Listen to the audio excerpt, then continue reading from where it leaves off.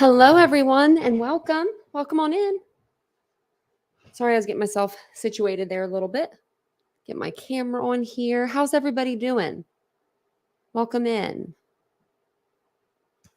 Welcome into tonight's live. What day is it? It's Tuesday. Hey, Jan. Thank goodness you're here tonight to tell people how to do things. Someone was asking last night how to do turn the gifts on, and I was like, I think I know how to do that. Oh, thanks, Care. I appreciate that. So are you. You're gorgeous. Yeah, here I am. Here I am. So somebody in the comment section said, "You're awfully shiny." They said, "Are you okay?" I was like, "Just my skincare. Just my skincare. So if I don't wear makeup, I'm shiny because I just put on a bunch of skincare before I come on the live. So that's why I'm a little shiny." Oh, it's nice to see everybody coming in. One more shirt to iron. Oh my Lord. Ashley's reorganizing the closet. She has time off. She has time off. So of course you're doing something. Oh, you should be relaxing. But I understand it. I'm like that too. That's why I think I really want like a standing desk because then I can kind of move around a little more. But welcome into the chat. If this is your first time here, I'm Tanya or TitaniumBuilt. You can call me either or.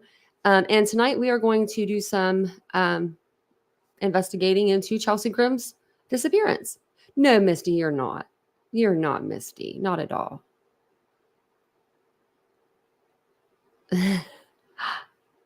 Really? You're done? Oh, she quit. She done. Oh, Ashley, good for you. I never thought you'd take a day off. I really didn't. The girl works like 16 hours a day. Sounded like a dog was trying to get in here already. But thank you guys all for being here. If you guys don't mind, just hitting the thumbs up if you do appreciate the case coverage tonight. I really appreciate that. And if you do, hopefully you'll consider subscribing to the channel because we do talk true crime every evening here on the channel. We've been doing it for over a year now. I can't believe that. And I do have another channel, and I think this is what I'm going to kind of do. So I think what we're going to do is like make that a channel to where it's just kind of we could do whatever we want over there. Like we could talk about trauma, we could talk about life, like life in general, whatever we want to talk about, we could talk about it over there. And I thought maybe after like certain lives throughout the week, we could just kind of congregate over there and hang out. And then that way, it'll help me get my views over there too. And it'll be a good place to just kind of relax and hang out. And, where true crime is a little more serious, we could just kind of hang out and laugh over there. I think we need it. Then Doodlebug said, "Ashley, what did you really quit?" So today we are going to talk about Miss Chelsea Grimm. It's been almost 3 months since she disappeared, or it has been almost 3. It'll be 3. Wow. I didn't pull up I was going to pull up my timeline, but I didn't. But I did pull up a article, and I wanted to go back over her mom and dad's statement, their interview. So when I went to go look for both of their interviews online, I couldn't find one of them. And I was like, it's just really weird that they scrubbed the internet from it. I cannot find it, but it's okay. And oh my gosh, Alicia, did someone say they got their ID stolen? Oh my Lordy, I'm so sorry. I saw that in the chat. I meant to tell you I was sorry. Oh my Lordy. I think that's what I saw. And I was like, oh my gosh, no, man, I'm sorry. There's Arlene. Arlene will get you. She'll get you. And I was really surprised to get this today. So before we start, I actually want to put the link for my second channel in the actual. Let me copy that into the chat just in case you guys want to go over there and subscribe. If you do, it's going to be more of a relaxed kind of a feel over there, but I think it's going to be good. And then I'm going to name it something different. I just don't know what I want to name it yet. And I don't want to change the name a bunch of times, so if you can think of anything that's, I don't know, cool, let me know, but we'll figure it out. I know, Joanne. So they only came on twice. She said the parents don't come on news, only seen them once. Yep. They only did the interviews on October 16th with Law and Crime and News Nation. And that's what I was trying to find. I was trying to find both of them so I could show everybody that where they were situated in the house. Like they were wearing the same clothes. They're in the same spot in the house. It was like they did both of those interviews at the same exact time, even. And it's crazy. It's crazy. Thanks, Joanne. So, what, Arlene? Oh, man, someone's trying to steal health insurance now. Now that's probably worth stealing, though. I mean, if we got to be real, we got to be real, because health insurance is expensive. I'm not saying steal anything, but you know what I mean. That's crazy that people are stealing medical. Wow. No way, she did not, Doodlebug. Your mom won the Publishers Clearinghouse today. Really? Like where they come up to your door? Doodlebug, no, they didn't. Doodlebug, you're lying to me, or I'd be moving in with y'all. Don't be lying to me, Doodlebug. What was the one guy's name that used to come up to the house? The older guy. Forget his name. I was trying to think of his name. If you're going to still big, yeah. Still big. Did he really, Doodlebugs? Doodlebug will pull my leg. Ed McMahon. That's the one I was thinking of. But they have a new guy now, I think, that does it. I think it's like, what's the guy that does the Family Feud? Steve, what's his name? The Mandela Effect says he never existed. No, he did, Ashley. He did. I remember him in the 90s. Wasn't it Ed McMahon? Man, I hate those because they get me. Mandela Effects do get me. So if she did win the Publishers Clearinghouse, you let us know, Doodlebug, because I'm moving in. That's like $5,000, I think, a week for the rest of your life or something. And then it's like a forever, you could pass it on. But can you imagine having to pass it on and like everyone's standing there looking at you? Like, who are you going to pass it to? I don't know how that works. That's very scary. Actually, because, man, Steve Harvey. Yeah, Steve Harvey. Isn't that who it does it now? Like Steve Harvey or somebody? I don't know if that's who it. Currently, it's Steve Harvey. That's what I thought. I could see him being good. 2 million? No way. Over 2 million, he said. I started asking questions and told him I thought he was full of shit not to call back. That's probably a good idea. Get him to try to email you. We'll see. We'll check out his email address. We'll sleuth him out. So, oh my gosh, that's so crazy though. It's the holidays. Happy holidays. So Chelsea Grimm, she's been missing since early October. This has the details of significance at the bottom, but she's 32 years old, 5'8", 135. She went missing out of Arizona. She was going cross country to meet up with a friend and be in a wedding and to meet up with her parents in Connecticut. She got to Arizona and she decided after meeting with a friend and, having lunch that she wasn't going to go meet her friend the next day. And she was actually not going to go on the rest of her trip either. She just didn't want to do neither of it. So she called her parents or texted her parents. We don't really know for sure. Maybe we'll find out in the paperwork. But she called or texted them and said, hey, not going to make it. And there was lots of the conversation. We went over it on the last live. But she needed some help at the moment when she did call. But according to, news reports and everything, she had called and said she wasn't going to make the trip. And her mom said that her mom and dad said, okay, she was going to go camping for a few days. We later find out that's not the case. When she called, she really needed some help. She really, really wanted them to help her help her go to this resort for mental disabilities, needing like mental help. And she was with the Bearded Dragon. Yes, Catherine. Yep, absolutely. And she needed help. And her mom said she didn't want to pay for that resort because it was expensive, which it is. It's really expensive, but she would pay for another one. After that phone conversation, it's like she went off the grid. Like she literally just went radio silent. And we haven't heard anything about it. Yeah, Bearded Dragon. little beard. Yeah. It's crazy because I've never, just with the ferret I saw, and kind of, I mean, they're both kind of, I don't know if I could do a ferret or a bearded dragon. But when I worked at a pet store, someone brought in like 6 or 7 bearded dragons and they wanted to sell them and they were huge, like huge. And I was just like, oh my Lordy.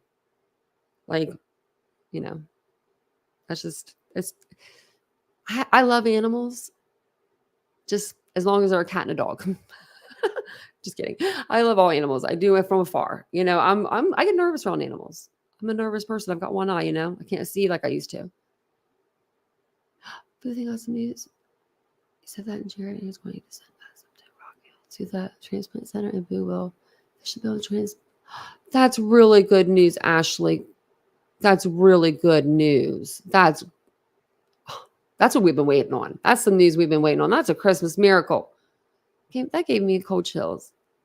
Tell Boo thing we're thinking of her. And man, she's going to kill it up there. She's going to climb up that transplant list, knocking everybody out. They'll get everybody done. Hopefully. I think that's great that she's on the list. That's where we need her to be. I was going to read this little article that I found. It's about like the whole disappearance. And then that way, if anybody that's not in here doesn't know what's going on, it'll kind of tell us, everything we need to know. But it just says that she was last seen in Williams, Arizona on September 28th, 2023. She disappeared while on a cross-country trip to attend a family wedding in Connecticut.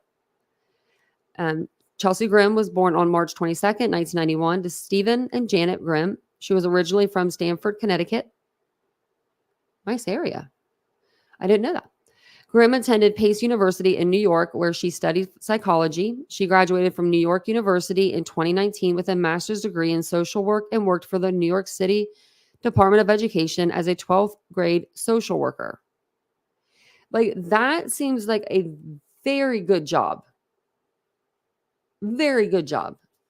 Like, wow. I knew that she worked in psychology. I thought she worked in counseling. I didn't realize it was psychology. She worked as a social worker. In 2020, Chelsea moved to Ocean Beach, California. And that's like right out of San Diego, a beachfront neighborhood of San Diego. She is licensed associate clinical social worker, a photographer, and an artist. And I have never seen this picture of her until today. And I thought it was a really, really pretty picture of her. On September 24th, 2023, Chelsea Grimm left San Diego, California to travel cross country for a wedding in Connecticut and to meet her parents. She was traveling with her bearded dragon named Roxy. She originally planned to fly to the wedding, but decided to drive after airlines would not let her fly with her bearded dragon. And I'm wondering if she just had inquired about the bearded dragon recently, because you would think if you own the bearded dragon when you're making your plane reservations, to fly out there, and you would make those months in advance, you would think, month or two in advance at least, they would let you know, like you would ask that question, like, can I take my bearded dragon on the plane? Because at some point she asked herself that question and she looked it up and she found out she couldn't. So I'm thinking maybe she got the bearded dragon we think it's from the ex-boyfriend. So maybe it's from that. Maybe they had just broke up or something and she took the bearded dragon with her. Hey, Aries. Oh, no, don't worry, Aries. I know what you're talking about. You doing okay, Aries? You doing good? I was worried about you yesterday. I was like, how's Aries doing? So on September 27th, so 3 days. And that's another thing too. Like, she was driving for 3 days when it was only 5.5 hours to where she, where Phoenix is from her house. It says on September 27th, 2023, Grimm arrived in Phoenix, Arizona, where she met her sister and a friend. And she didn't meet her sister. She just met the friend. The next day, she canceled plans for lunch with the same friend. Grimm was seen the next day at a motel in Seligma, where she tried to book a room, but was described as disoriented when she tried to exchange euros as opposed to U.S. currency. Grimm called her parents from the hotel and said she would not be making it to Connecticut in time for the wedding because the trip was taking longer than expected. She said she planned to camp nearby for a few days before heading back home to California. On September 28, 2023, a police officer found Grimm's vehicle parked near a war memorial in Williams, Arizona.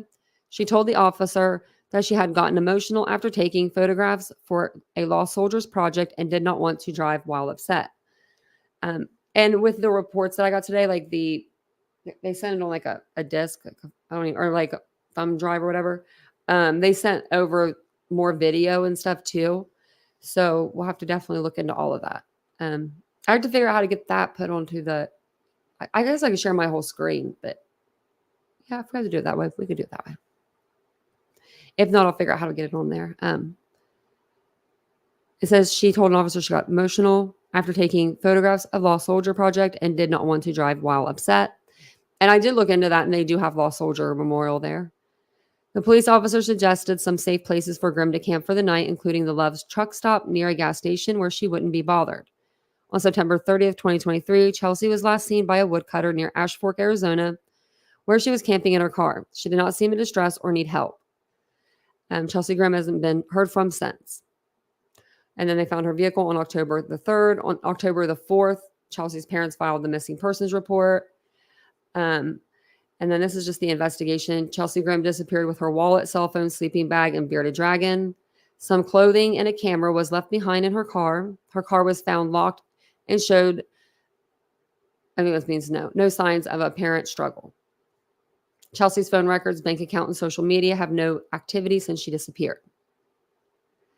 And that's just like, I don't know. Like, to me, that's so weird not to want to check your social media if you're gone on your own. Like, I'm really having a hard, I'm on the fence, but I'm really having a hard time with that because, like, I mean, everyone uses their phone or like for something,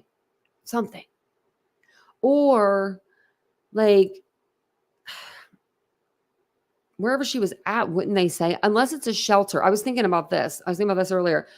Could she be at a women's shelter, and would they tell police she was there?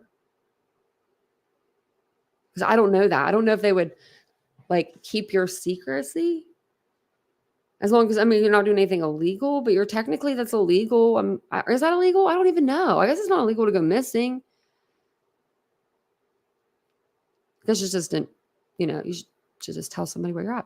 Exactly. Like cameras aren't cheap. I wonder why she left the camera.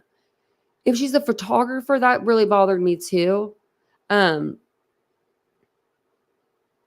was taking all these pictures, but then she leaves the camera. But maybe she thought, well, I'll be back.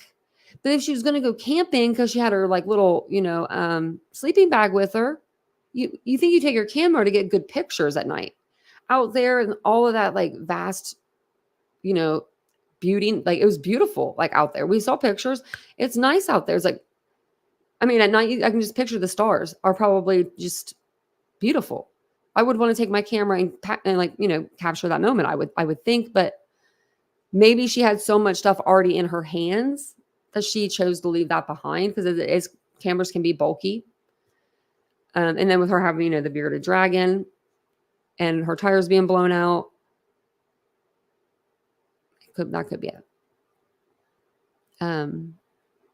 Police found no evidence of foul play in Chelsea Grimm's disappearance. The circumstances of Chelsea's disappearance remain unclear, and her case is currently classified as missing. And that's her there.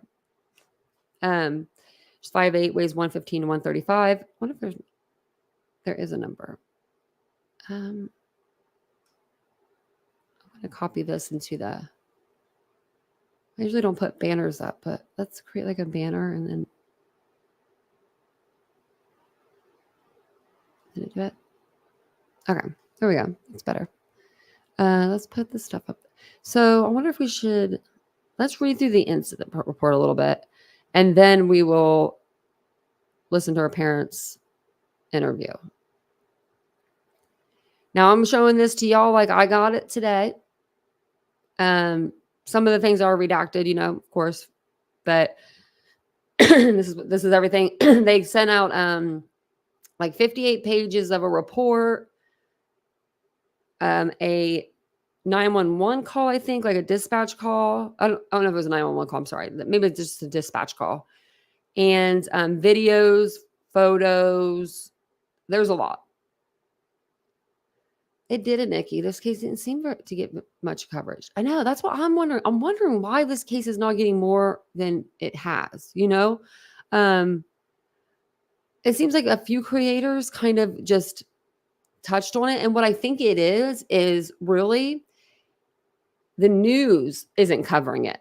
So there's nowhere for people to go to get any information on her unless they go get a FOIA request. You know what I mean? Like, I took notes, listened to News Nation, Law and Crime, you know, things like that. But it was just, there's not a lot of, there wasn't a lot of documents out there. There wasn't a lot except for SF Investigates. You know, we went through the investigator that was out there.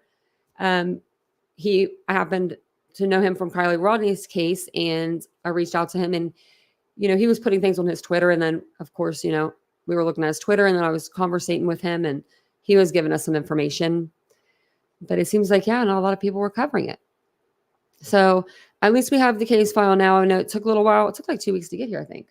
Something like that. I don't know if it says right there.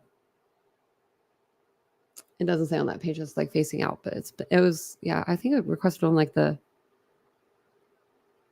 don't even know now. I'll say the 20th isn't right. So this is the status date 10/13/23.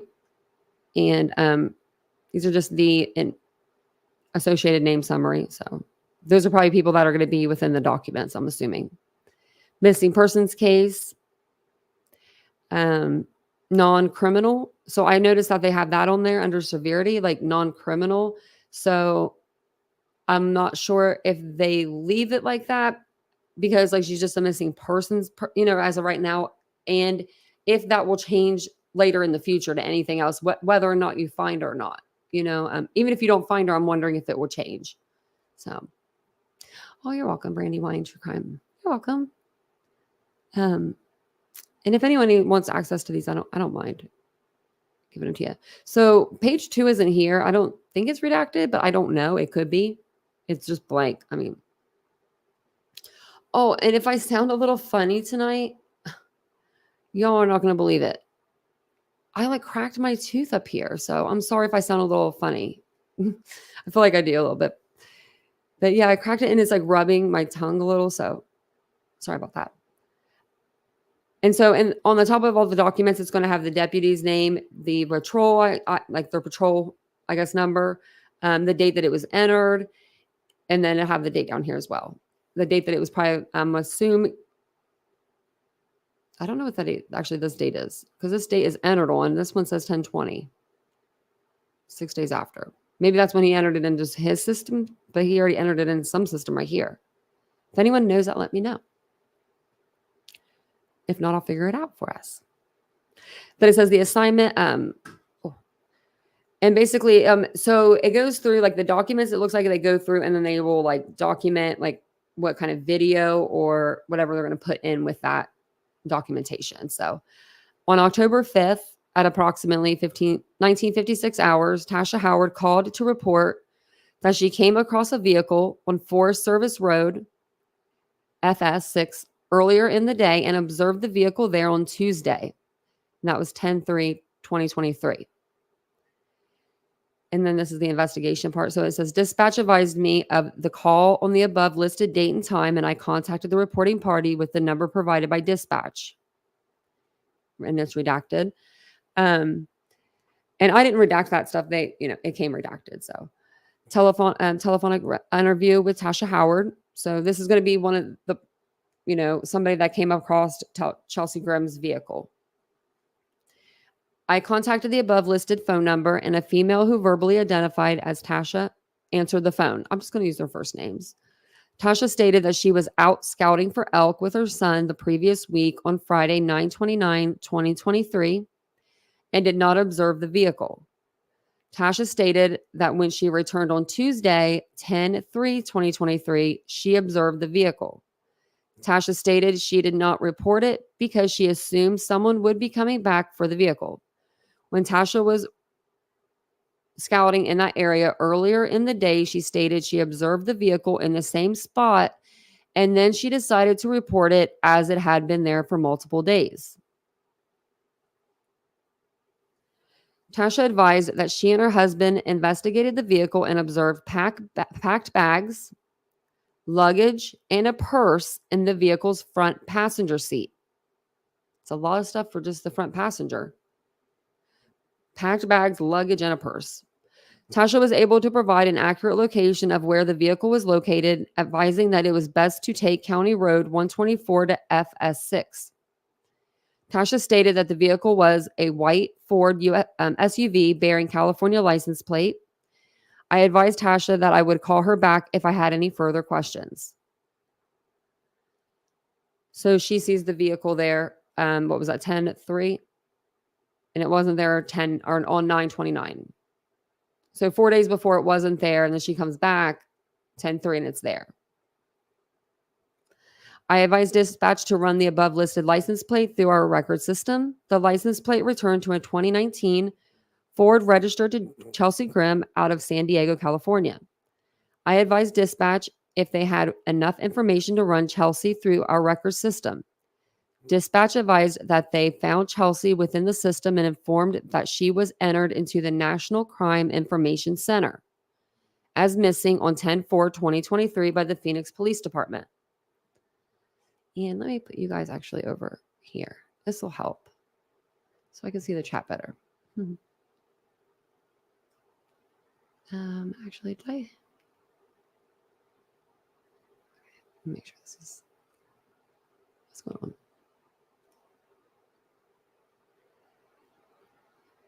Okay.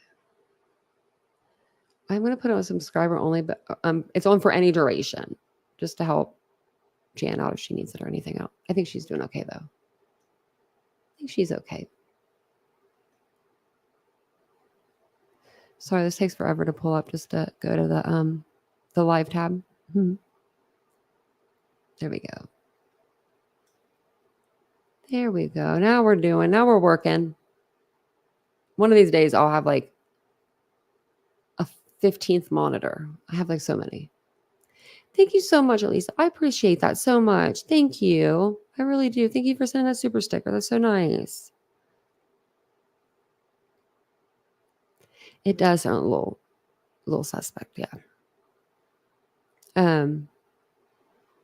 So she's entered in the missing person system.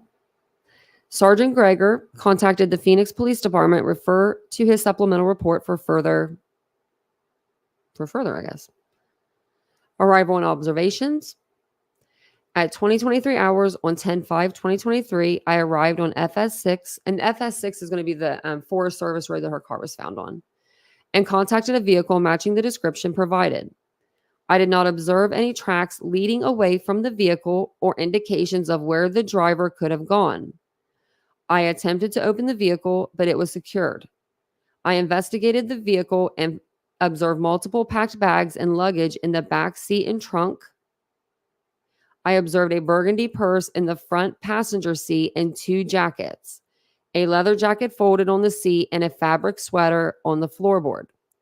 Within the cup holder, I observed a water pipe for smoking marijuana, more commonly known as a bong. Now, I'm telling y'all, now that I know she was smoking out of a bong, I'm just saying, I think she pulled over, and maybe she pulled over this time too. I think she pulled over to smoke. That's just me. I think she was on her merry way. She was, I don't know, maybe I'll change my mind about this, but I feel like that's maybe why she was pulled over, like in the cemetery after dark. It's kind of weird. We all know you can't be in the cemetery after dark. I think everyone knows that, right? It's like the rule. It's like the unwritten rule. Of course, yeah. Leave a minute, what do you say? Oh yeah, of course. I think I put it in the description, but I don't know. I think I did. I'm gonna make sure I put the Coconino County records. And then if you want, you can email me too, and I can help you. I can help you with them too. But yeah, that's who I got them through, was Coconino County. I think it was like $70. And you get body cam, video, photos, and the reports with it. So They arrived on FS6 and contacted a vehicle. We're not going to read all that again. Where were we at? Oh, yeah, bought the bong. Okay, the bong. Yeah, because it's hard to smoke a bong and drive a car. You know what I'm saying? That's why I was thinking when we first found out she was smoking, like from the body cam, because he asked and she says, yeah, she smoked earlier that day.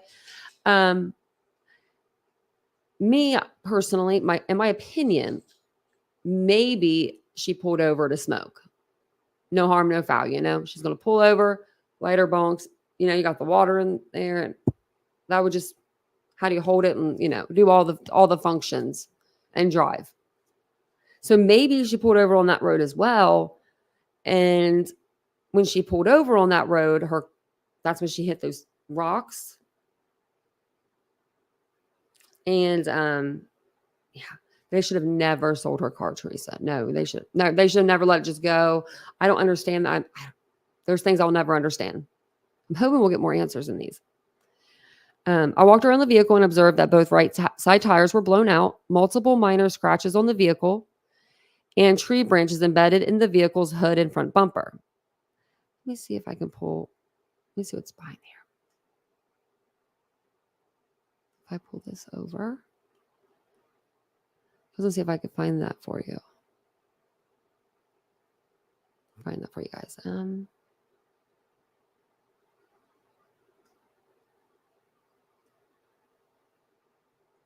Okay, let's see.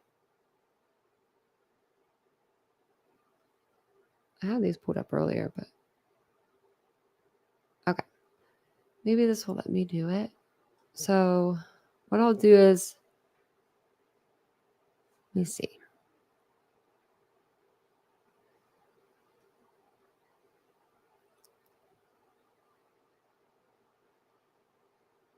I think it's this one.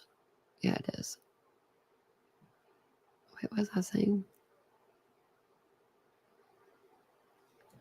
Okay, well, let me do that one. That's so weird.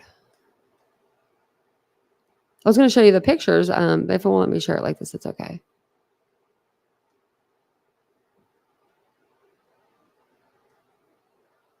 Okay, it's saying no.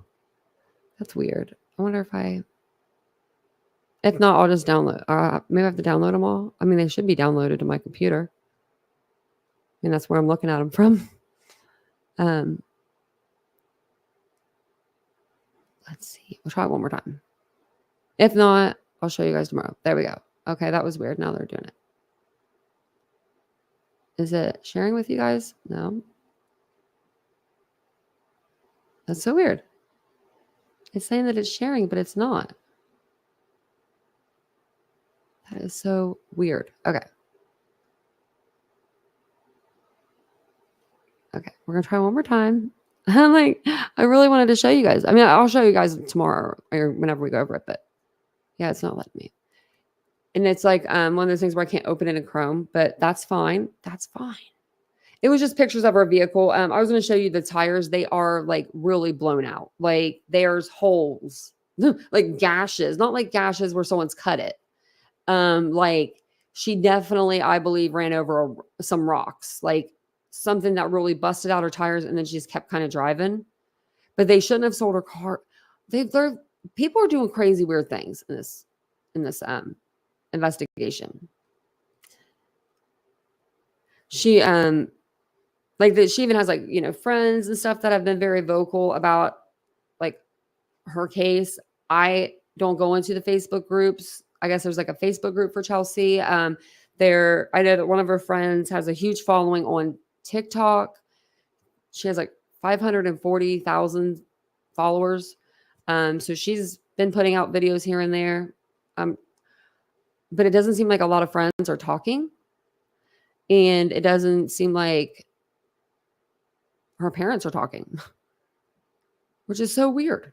And I'm not the only one that said that, you know what I mean? One of the private investigators on the case, he said he's never seen it he's never seen this before. It's crazy. But we'll go back to reading these.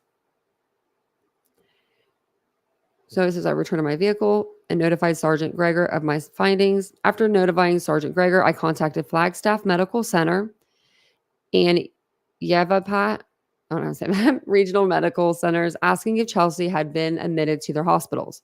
Both hospitals advised that they did not have any patients matching Chelsea's information. Sergeant Greger notified on-call criminal investigator, Detective Luna. He also contacted the search and rescue SAR coordinator, Sergeant Dick. And then Sergeant Greger also further advised me that he had been informed that Chelsea typically traveled with a bearded dragon. I rechecked the vehicle and did not observe a bearded dragon within. I returned to my vehicle and left the scene at approximately 0:36 hours on 10/6/2023. So her parents report her missing 10/4 and we're to 10/6 now.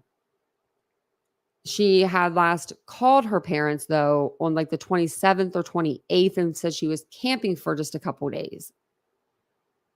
Now, a couple of days to me is 2 days, 3 days. After 3 days, I would start to be like, okay, where are you at?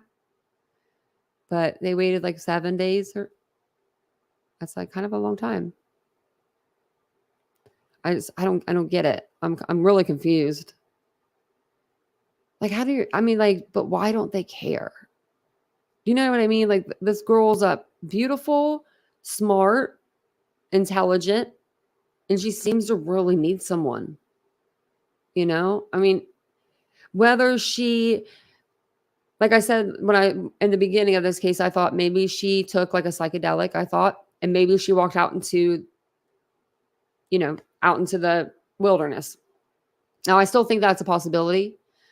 I don't think that she took a psychedelic, but maybe she walked out there thinking that she could camp out there, or she thought she could get help because of her tires being flat. She couldn't get service where she was. That's the only way I would have gotten out of my car is if I didn't have service on my phone. Because they say that there's no other tire tracks, to where it's like someone pulled up beside her, picked her up. It looks like they don't even know where she went. So I haven't, Aries, not that one, I have to look into that. I haven't even heard of it. Oh. Motor vehicle something returns? Motor vehicle D. I don't know what D means. MVD. For Tasha, Chelsea, and the vehicle. The NCIC missing persons return. And this is what he's putting in. Grab my drink really quick. I think I could probably make this a little bit bigger.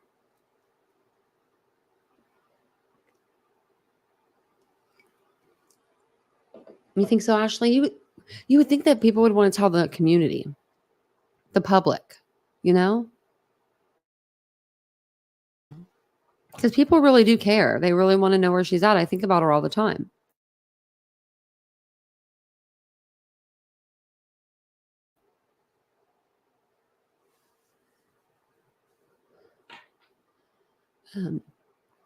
So then on 10/6, I assisted with the missing person investigation.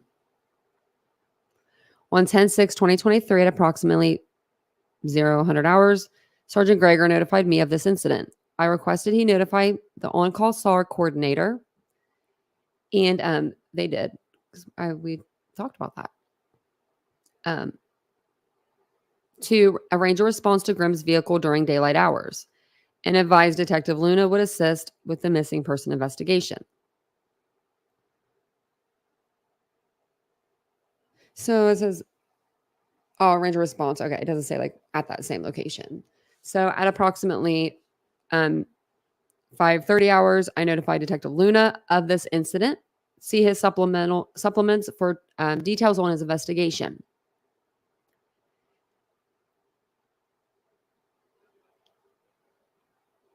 Yeah, Mr. Rosebud, yeah, you could get really lost out there. I mean, I'm thinking one of them service roads even. You know how all those roads just like cut off, like they just kind of like go back. They're like dirt, like almost dirt paths. And we can even look over we'll get to the drone footage too where it shows where her vehicle was, and it's just so weird that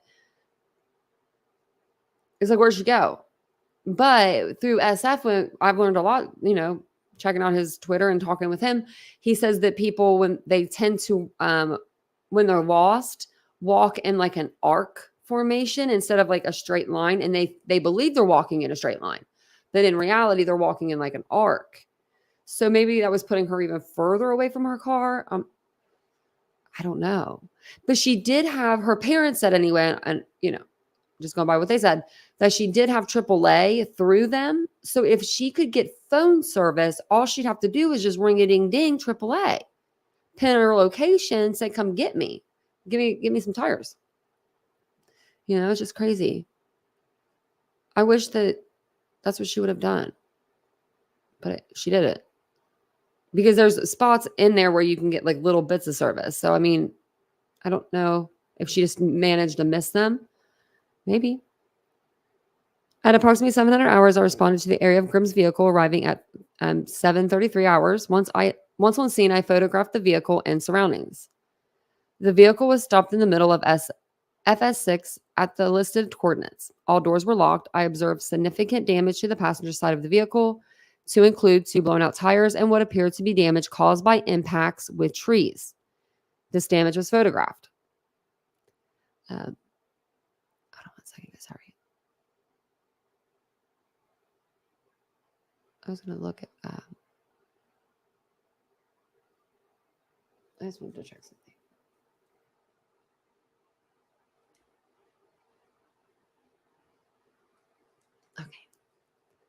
Okay. Very, very crazy. How do you become a mod, Misty? I think every channel is different. Me, I just always have a couple. I don't know. I know the other channels, they have a lot of mods. And it's not, there's no like, I guess there's no application or whatever you call it for it. Or you don't have to do anything. You don't have to do anything. I mean, like you have to be a certain, I don't know how to explain it. You just have to be really nice to people in the chat. I guess that's what mods do. And Jan and Isabel, they do a whole lot extra too for me. They're my good friends. Mary Beth said, hey, everyone, sorry I'm late. That's when I get off work. That's so funny. If I ever decide to get more mods, I'll let you know. Yeah, I always just keep it real small. Just because, the chats aren't too big. Plus, I've done a whole chat on my own before when we were busy. My Jan fell asleep one night. She said, I fell asleep. It's funny. I do come on at weird times. Oh, yeah. Okay, so at approximately 700 hours, I responded to the area of Grimm's vehicle, arriving at 7:33 hours. Once on scene, I photographed the vehicle and surroundings. The vehicle was stopped in the middle of FS6 at the listed coordinates. All doors were locked. I observed significant damage to the passenger side of the vehicle, to include 2 blown out tires and what appeared to be damage caused by impacts with trees. I just read that, sorry. This damage was photographed. It reminds me of the other day, I parked the car and I can see myself doing what she did, but I parked it over kind of by like some trees, and I guess I kind of went in some mud, and you could see it like on the tires, because it was like, what's going on here? Like, wait, where'd you park? And I was like, oh crap. He's like, did you just run into stuff? And I was like, nah. What's the cemetery she was parked in? It was Williams. It was in Williams, Arizona, and what was the name of it? I think if you just look up Williams, Arizona Cemetery, I think it'll come up. Let me see.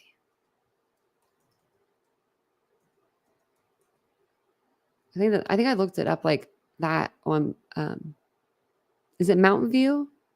Maybe. No, that's not it. That's something else. Okay. I think I pulled it up on like Google. Like try it on Google Maps and let me know if you can find it that way. Because I think that's how I got it. Catherine, I do have the best mods. I guess whenever Jan tells me she needs help. I was just thinking about that.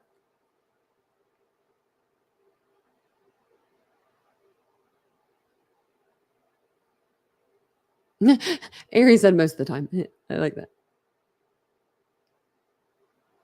Oh, yeah, no, Mr. Rosebud. We don't ever block. We never do here. I don't like it when I'm in a chat and I can't, like, when they're blocking so fast, I can't see what they're blocking because I'm not that fast. to read. I'm like, stop being so fast, guys. I can't read that fast. We always have we've had an excellent chats in here. We really do. Can't complain ever. So it says here, while awaiting response from SAR, and that's where they're like, that's the drone. They come in with like drones and they help find missing people. They do like the coordinates and map off different grids and, search with all of their, sonar, drones, things like that, the police stations, police officers don't really have. So it says that here that Murphy's Towing arrived on scene at 0:22 hours and was able to open the vehicle. Prior to the search of the contents, SAR volunteers collected a scent article for the canine search of the area. So I guess a piece of clothing. Or no, right here. This was a swab of a pillow located in the rear seat of the vehicle. So they just take a swab of it now. Maybe that was just in movies where they like have them smell this like sock. But yeah, I guess they just do a swab of something that you own. And then you just, wow, the dog those are coming a long way. We're going to learn a lot about dogs and stuff. So a subsequent search of the vehicle by me, Lieutenant Sting, and Detective Dick revealed numerous bags of clothing and personal items. These included a purse, a laptop computer and case, an iPhone, a camera and case, a small backpack, journals, and a small case containing numerous receipts. These listed items were seized to aid in the investigation, and I later turned them over to Detective Luna at CCSO. All remaining personnel items were returned to the vehicle and secured inside. So it says here, it should be noted that the keys to the vehicle, ID for Grimm, and debit/credit cards were not located at the scene or on scene. It should also be noted a tent was located inside the vehicle. After the contents were searched, the vehicle was removed by Murphy's Towing at approximately 1008 hours.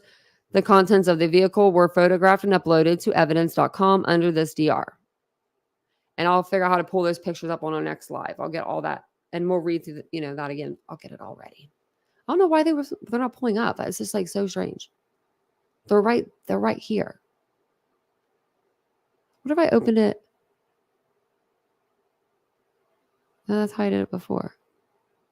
I don't know why it won't let me. I'm really sad about it. I'm really sad about it. But no, Vincent will fix it in like 2 seconds. So I'll do it tomorrow. Jan said I don't put people in the corner. You don't. Have you noticed though, ever since I got back from vacation, actually since before I went on vacation, it's been, we've only like three trolls maybe in the chat. Like really, like it's been like a handful. It's been so nice. So don't come in here. Those are my troll guns, my troll Nerf guns. After the contents were searched, okay, yep, they already removed the car. We already said this. So once the vehicle was removed, sorry, I want to go back up. I wanted to talk about this because it says, to me, this says something. A subsequent search of the vehicle, it says numerous bags of clothing and personal items. Like numerous bags. So she was only going out there for a wedding, maybe a week vacation. So I would say a suitcase, maybe 2 bags. But it looks like there was numerous bags. And according to SF, there was a lot of stuff in her vehicle. And then it says that it was included her purse. So to me, it's like, okay, well, then what did she take with her? Because she's a smoker. We saw the pictures with the little bearded dragon next to her smokes. So she's a smoker. So why didn't she take the bong? What is she smoking out of? I just thought of that too. But I was like, wherever her cigarettes are, that's where she is. But did she have, maybe she had a tote? Because wouldn't she have to take a bag to put some stuff in? Like even if it was just like her keys, her debit card, credit cards, maybe not. Because she's holding a bearded dragon too. So it's like, you don't have that much hands. Lori, I think that might be where she's at.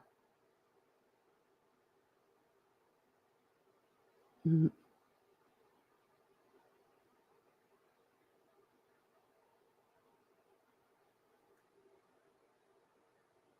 She must have paper smoke. That's what I was thinking. Like that or like a little bong, like a little bowl or something. You know what I mean? Hell, I even have a little bowl. It's like it's not a smoking device. It's not a smoking piece. It's a little what is that little thing? It's a turtle. It's a turtle, but it's a smoking turtle. And I liked it. So I was like, I'm getting this. It was on Venice Beach. Never been smoked out of it. Never been smoked out of, but it's just a little turtle. I put it out in the summer, spring, summertime. It's like a decoration because you can't really tell what it is. It's just really cute. Hmm. Could be Lori. Yeah. She could have just, yeah, like one of those, like in little wooden can, even like little wooden boxes, takes a little smoke with her. Cause she's going to have that too. She's going to have her smoking, her marijuana, and she's going to have her cigarettes. Wherever she's at, that's what she would grab. That's what I would grab. When I was a former smoker, when I smoked cigarettes, that 100%. And then of course she's going to take the bearded dragon. But those animals, I looked it up and they need a lot of care. Like they need a controlled environment. It needs to be warm. They need like their little plant life. They need their little toys. It said like they need it all. Like that's what they need. And I know that I wouldn't think that she would put that animal in any harm because, you know, she looked like the type that really loved that animal. So, but it says down here, once the vehicle was removed from the scene, I requested Department McCabe. What does I say? I think it's supposed to be detective, maybe. Or deputy, that's what it is. Sorry, Deputy McCabe. Contact all hotels in Williams, Arizona to see if Grimm had recently checked in. I requested Detective Luna do the same in Ashford. This concluded my involvement at that time. And then in the enclosures is, you know, the vehicle removal report. This must be something that they're just redacting almost, it looks like. Entered on 9/23. I was trying to see when these were entered on. It's 12. Okay, 10/6. This is on 10/9. So this was on 10/6 above, like this, and then this is 10/9, but it's not, nothing's here. Now I'm wondering, are those redacted pages or are they just like pages they're just putting in there for, I mean, I don't know why they would do that.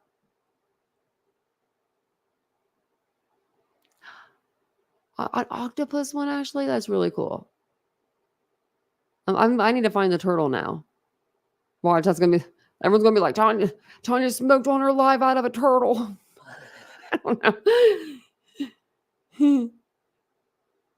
Oh, that does sound good. Who's having honey barbecue steak? Can I come over? Is it Ashley?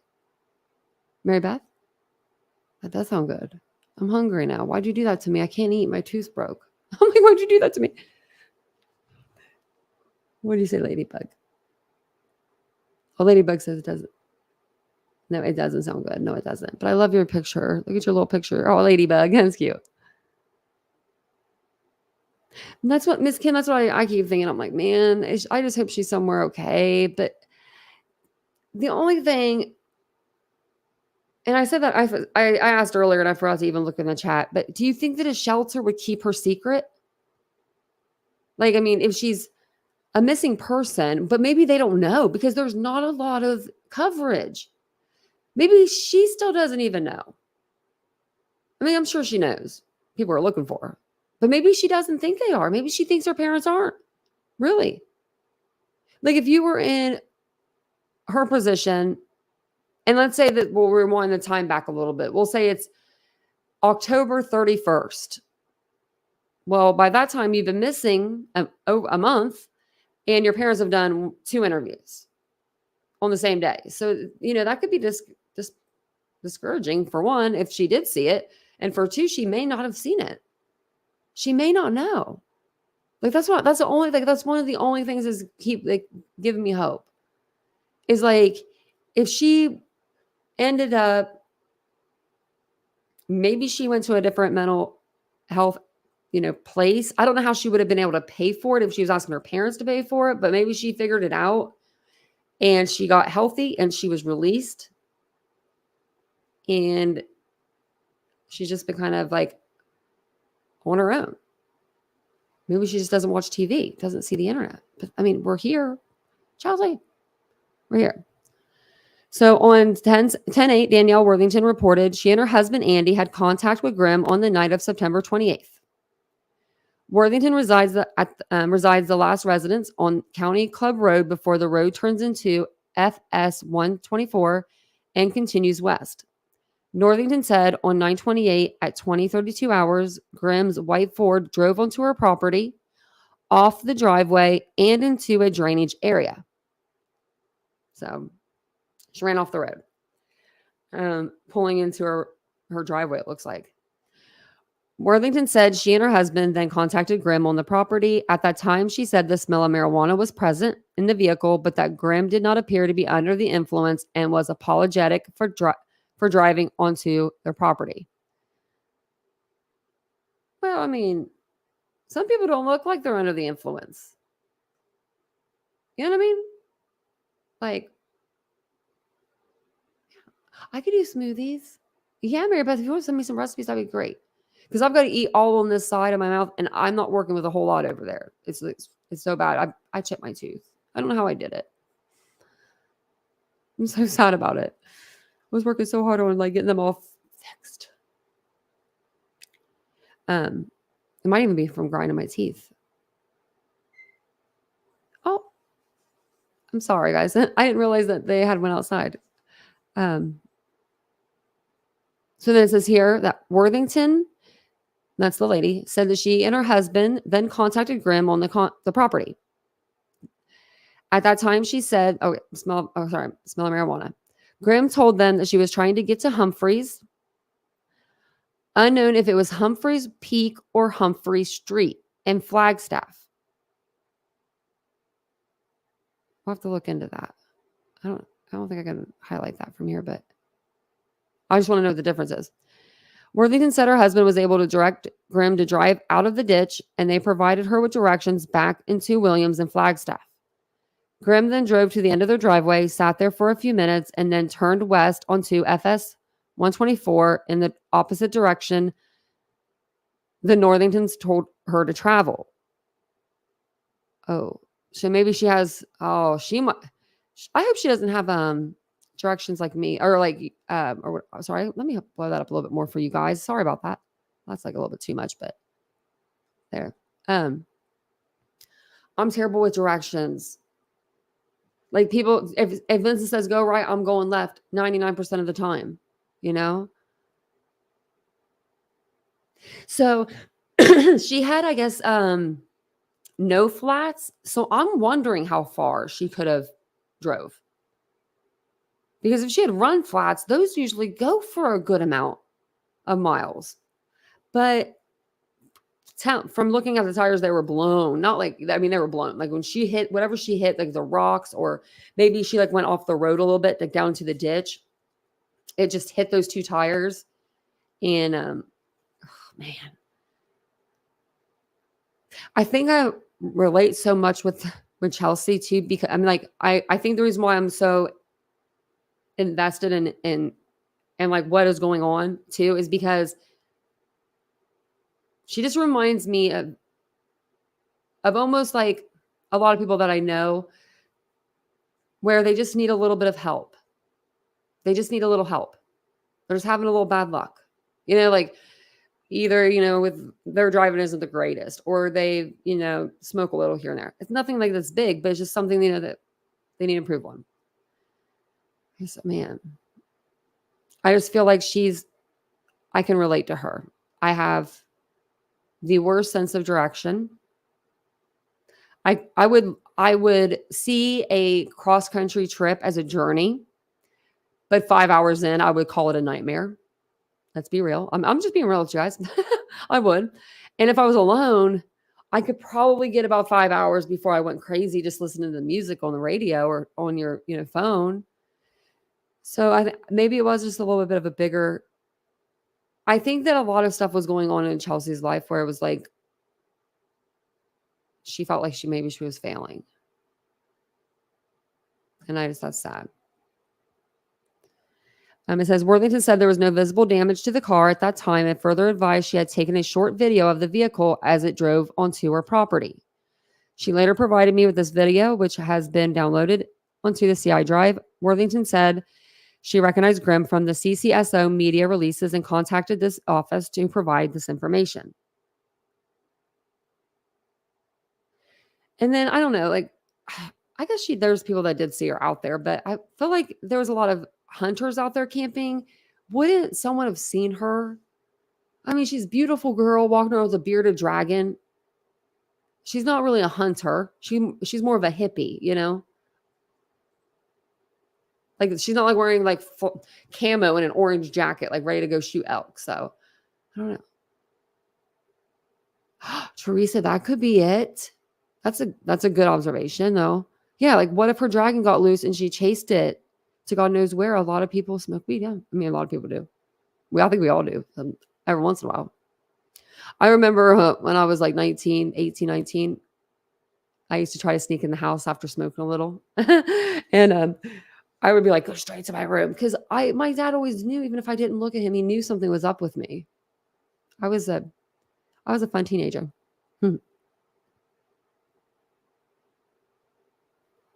Could be Ashley, yeah. I heard that they were really nice, a lot of the people that were out there helping, but I don't know about the hunters. I don't know if they're local or if they come from out of state, out of town. I mean, this is elk. You can't hunt elk in Ohio. We don't have elk. Like this, so people I would say people travel there. Like I could see people from Ohio definitely wanting to perch an elk up on their, above their mantle. Why not go to Utah, Idaho, Arizona? Those areas that have elk. Mr. Rosebud. He looked maybe crazy. You were caught by your mom and all. I was scared, but all I could do is laugh at myself. I never got caught because my dad just knew better. He didn't want to know. You know what I mean? One of those kind of things. But my friends would try to hold me down and put Visine in my eyes, and it would be so funny. But now look at me. Who would have thought I couldn't touch my eye before? Couldn't put anything in them. Now I put in stuff all the time. So this is going to bring us to 110.9 at 2043. I was dispatched to a call following up on, this is just like a report. So on the above listed date and time, I was dispatched to a follow-up regarding missing Chelsea Grimm, who was reported missing near Ash Fork. A friend of hers from Connecticut, later identified as Jason Krinsky, called the Coconino County Sheriff's non-emergency dispatch number to report a text message and phone call that he received from Grimm on 9/25/2023. So this would have been a couple of days before she last talked to her parents. Now, I don't know, but for some reason, up until like a few days ago, I was always under the impression that her friend that she went to see was a girl. And I mean, it doesn't matter, girl, guy, but I don't know why. I just assumed it was a girl, and that's bad of me. So when I saw this, I was like, oh. So it says, I contacted Krinsky via phone call and inquired as to what information he had to share. Krinsky informed me that on 9/25/2023, Grimm texted him from phone number. The text message from Grimm stated that she missed Krinsky and that she wished to speak with him. Grimm also stated that she was suffering from a migraine and that the sun was shining in her mirrors while she was driving. Okay, phone call. Okay. I thought she was texting him. I'm like, wait a minute. But she called him. Krinsky also informed me that he spoke to Grimm on the phone on 9/25/2023. Grimm informed Krinsky that she was abandoning her plans to travel to Connecticut and was going to instead embark on a retreat. Krinsky explained that he understood this to mean that Grimm was going to go on a personal retreat to the woods rather than attend an established wellness retreat. Krinsky also stated that he believed that Grimm would be traveling to a state where she had already been to complete this retreat. So, did she talk to her parents on 9/25 or was it really 9/27 or 9/28? That's what we need to know. Whenever we go down the documents. So, okay. So she calls him and she's like, I don't think I'm going to make it all the way to Connecticut with me and my bearded dragon, right? 2 of them. I think I'm going to go out in the woods and just hang out for a while. If that was my friend, I was, are you out of your mind? It's October. It's colder at night. What are you doing? Stay with me. Let's go to party in Phoenix. It's the city. You know what I mean? I don't know. I wouldn't be saying like go out in the woods. I wouldn't let my friend go out in the woods and be like, I'm going on a retreat. There's only one friend that I have that I would let do that. And that person lives in the woods. So, I mean, literally he does. So, I mean, I would let him go in the woods. But other than that, I wouldn't. Krinsky emailed me a photo of the text message that he received from Grimm on 9/25. A picture of this text message was taken and uploaded to the patrol share drive and is available upon request. Did I get that? Let me see here really quick. Let me write that page number down. So I wonder if you have to, if this is like something I'm gonna have to like ask for separately. Because it says and available upon request. I don't know if that's upon my request, if I already requested that or not. Krinsky also emailed me a photo of an Instagram social media post that Grimm had made on 9/25/2023, which he stated was her most recent post. In this post, Grimm wrote that she was traveling to Arizona to meet her girlie. A photo of this Instagram post has been uploaded to the patrol share drive and is available upon request. Please see this photograph for further information and details. Now, in my opinion, she was meeting up with the guy and she didn't want her ex-boyfriend to know. Just saying.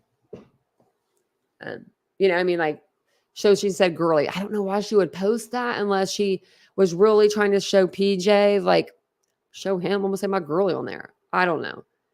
I don't know why people do the things they do, but to me, that's what it sounds like. From a girl, from a woman that's close to her age. If I was trying to hide a guy, I would put an Instagram post up. If I was, I wouldn't do that though, but I'd say girly. My brain doesn't work like that, but you know, I would just say, I'm going to go meet my friend Krinsky. What you going to do about it, bro?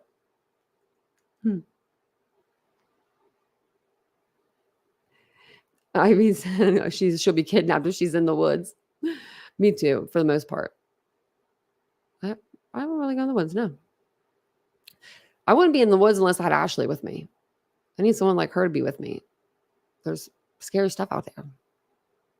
She'd be able to start a fire, make me something to eat. If you could be on a desert island with anything in the world, what would you pick? And I'm like, I'd pick Ashley. She's resourceful. She's so resourceful. You're hired. Using a department-issued Axon body camera, I recorded my involvement in this case. The footage was later uploaded to evidence.com and can be requested through department policy. So this is going to be on 10/12 at approximately 21:46. I'm going to take a break from reading for just a second and grab a drink. Where is my drink? Oh, I need to open it. Let me open this real quick. I'm going to mute.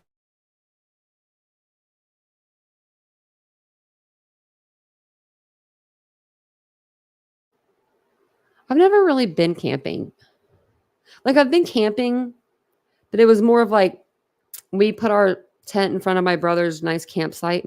Like, you know, I don't know. It wasn't like really bad. And it was one night.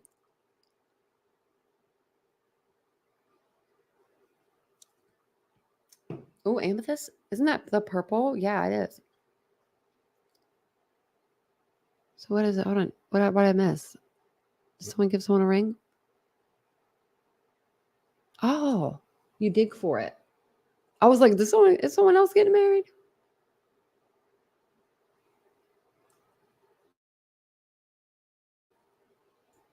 Doodlebug, we did that too.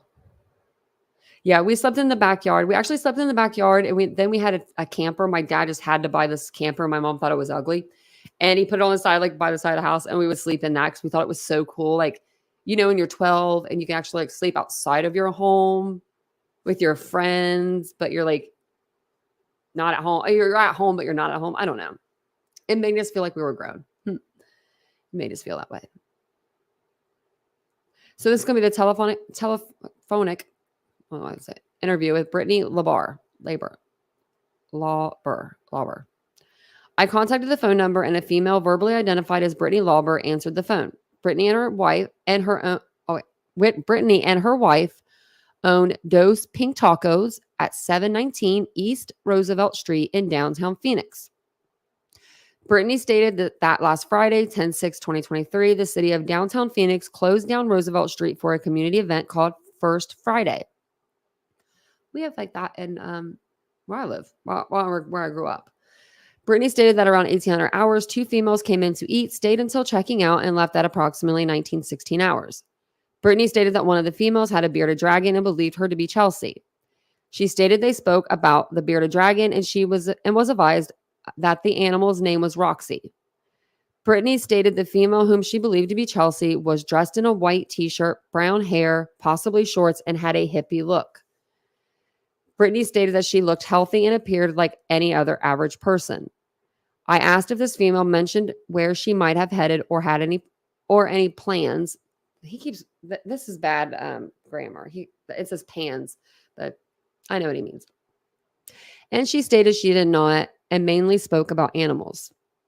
I asked Brittany what the other female looked like. She stated she was of average size female, around the same height as Chelsea, and had long darker hair, approximately 140 to 150 pounds. I asked what that female said, and they said they did not speak with her because she was shy and kept to herself. I asked Brittany how they paid, and she advised that they paid with a Visa card and the last digits being 7350 and did not have a name on the receipt. So for her name not to be on a receipt, it would mean that she was paying with like a gift card or a gift card.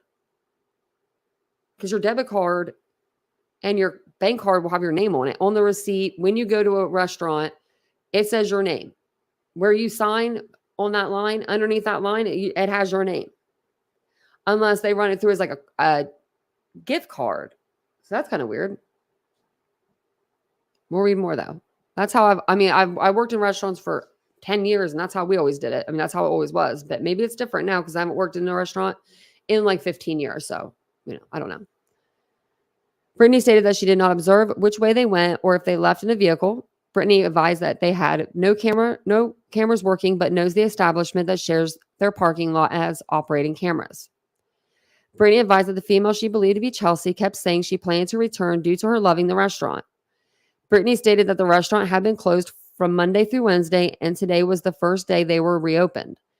I asked Brittany what made her believe it was Chelsea, and she stated that she saw the news story on her television and spoke to her mother about it. She also stated it was uncommon to see someone with a bearded dragon, and it was then that she decided to call in, believing the female she had an interaction with was Chelsea. My assigned Exxon body camera was utilized in the above investigation. Video and audio footage will provide additional details of the event, and above narrative is intended to provide the highlights of the investigation. Please note that the camera recording was stopped during my administrative communications with fellow officers, supervisors, and dispatchers. And we've seen that before, like in the Chad Norman case when we had the FOIA request put in for him. Some of the body cam, it's like it's turned off, and I'm like, oh, turn it back on because he was saying things we wanted to hear. Video footage was downloaded to evidence.com under this case number and would be available according to CCSO policy. What page are we on? Okay. Let's see. Okay. I was just seeing what time we're at.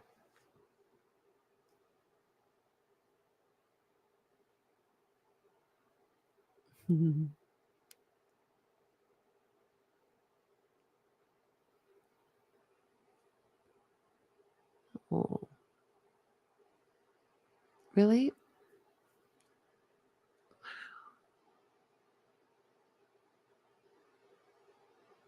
I'm just reading the chat. I love reading you guys' chat. So you guys are just talking to each other, but I like to read it. So we'll read through this. Let me see. I'm trying to find a good stopping part because I want to put all of this. What I'm going to do is I'm going to put all of this together in like a Canva doc, and then like tomorrow night, what we could do is read over like the highlighted portions. Like the stuff like her going to the restaurant and all of that stuff, and we can add it into the timeline that we have. And then we will pull up all of the body cam and then all of the pictures that go along with that. That's what I wanted to do with this tonight, but for some reason it's saying, well, let me pull it up. Like the pictures. I mean, they're coming up, they're pulling up. They're just not pulling up on here.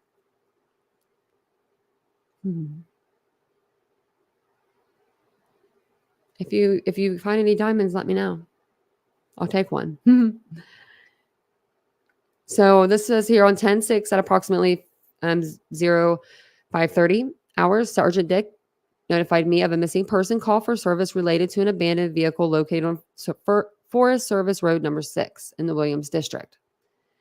Sergeant Dick number 21 advised that Williams District deputies responded to a report for an abandoned vehicle and on FS6, and when checking for the registered owner of the vehicle, it returned to a missing person identified as Chelsea Grimm. Sergeant Dick advised he would call out Coconino County Sheriff's Office Search and Rescue, and that's the CCSO SAR, personnel to assist with route and location search of high probability areas pending further investigation of the vehicle. Sergeant Dick further advised detectives would be on scene to process the vehicle and to identify potential clues, including Chelsea's itinerary, direction of travel, and possible state of mind. At approximately 9:20 hours, CCSO SAR personnel and I arrived at the initial planning point, which is IP, I guess it stands for IPP, and vehicle location, and set up an incident command post nearby at coordinates, and it gives the coordinates. I contacted Sergeants Dick and Mikowski, along with Lieutenant Steng, at the vehicle, and after a tow service opened the white 2019 Ford Escape, Sergeant Mikowski authorized a CCSO SAR K9 handler to collect a scent article for her K9 to attempt to track the scent from the vehicle if a scent was present. I also contacted Benny, AGA, the manager of the nearby Asia Ranch, and he advised me he was unaware of when the vehicle initially arrived at its current location. Benny also advised he would pass along missing persons flyers for Chelsea that I provided to him to the hunters on his ranch, as well as check the structures on his ranch. At approximately 10:23 hours, Benny sent me a text message which stated that he did not detect any sign of Chelsea at his ranch headquarters and stated he had passed out missing persons flyers for Chelsea to hunters on his ranch. Wonder if something could like that something like that could have happened. She's lost and she finds like maybe a person's old, like a person's house, a ranch, a home, like, like a hunting spot.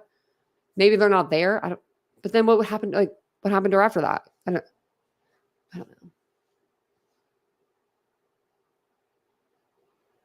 know.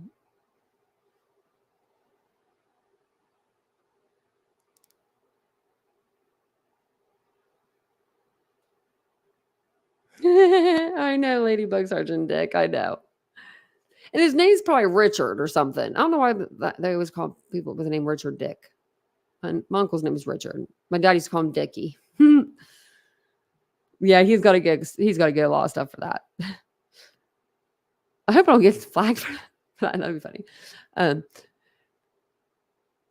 So here it says, at approximately 10:20, Benny sent me a text message which stated that he did not detect any sign of Chelsea at his ranch headquarters and stated that he passed out missing persons flyers for Chelsea to hunters on his ranch. When did he start talking to him? Okay. So some time went by. At approximately 11:25 hours, CCSO SAR personnel began their route and location search assignments, immediately leading away from the IPP in an attempt to locate clues or track indicating possible directions of travel. The incident command system have been retained from search teams and are available upon request.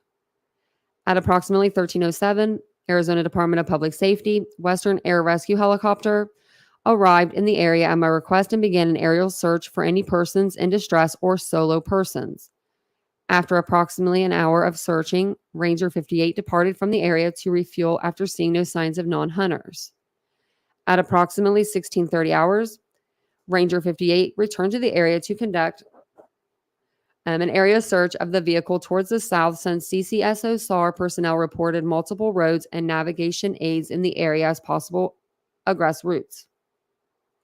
At approximately 19:06 21:02 hours, Ranger 58, the CCSO, saw our personnel and I departed the area after discovering no signs or clues. At approximately 20:30 hours, dispatch advised Jay Bigwood contacted 911 to report that he located clothing likely belonging to a woman hanging on a tree in the area after he observed Ranger 58 searching.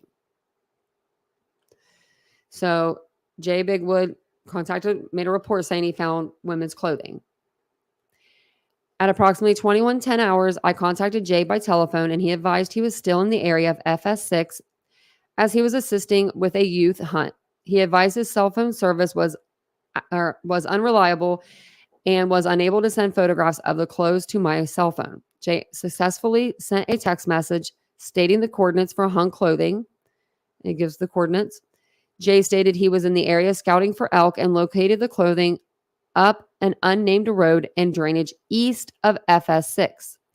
He further stated he believed it to be out of place and stated he could observe passenger car tire tracks nearby.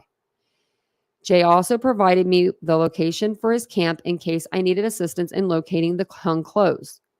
This concluded my telephone interview with Jay. Please refer to the enclosed incident map for further details. At approximately 21:17, dispatch advised Laura Horner called 911 with information regarding this call for service.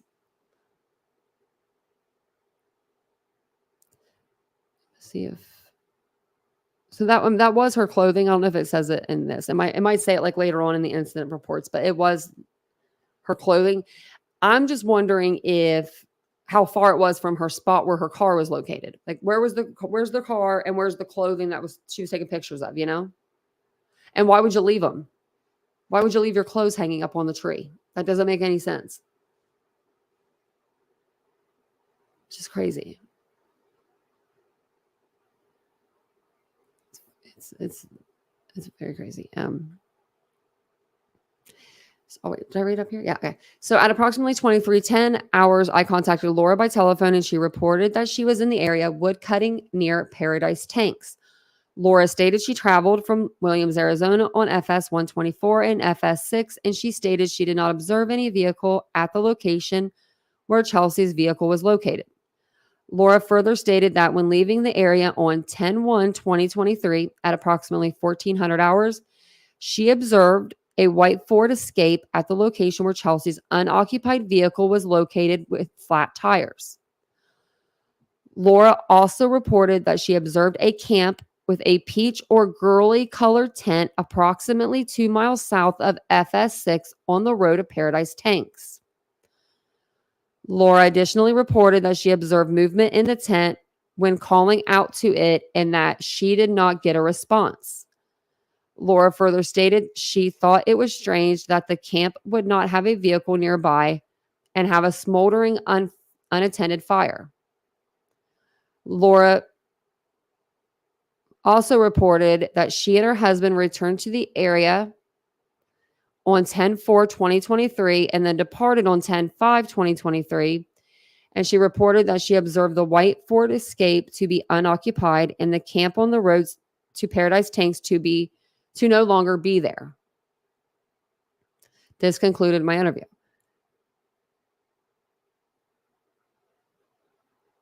Okay, so where was it the first time? That's why I'm going to go back and make sure I do. I'm going to go back and do like a full timeline on this. So 10/1, that's when she sees the camp. And then by 10/4, 10/5, it's not there. But the car is still there.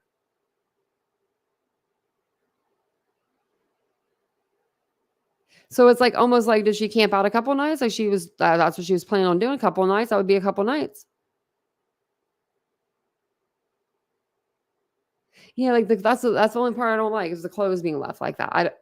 Especially because when I'm pretty sure I want to say it was SF that told me because it's the only way I've been getting information really through about her clothing and stuff. I think he said it's something like her camera, the pictures in her camera. She took pictures of the clothing, like maybe when you were to sell clothes on like Pushmark or one of those places. But she didn't take the clothing with her. She didn't post the pictures.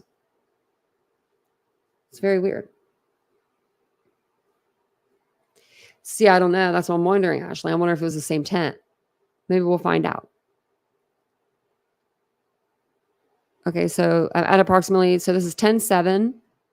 At approximately 7:42 hours, CCSO SAR personnel and I departed to search linear features surrounding the IPP, which is like where her car is located.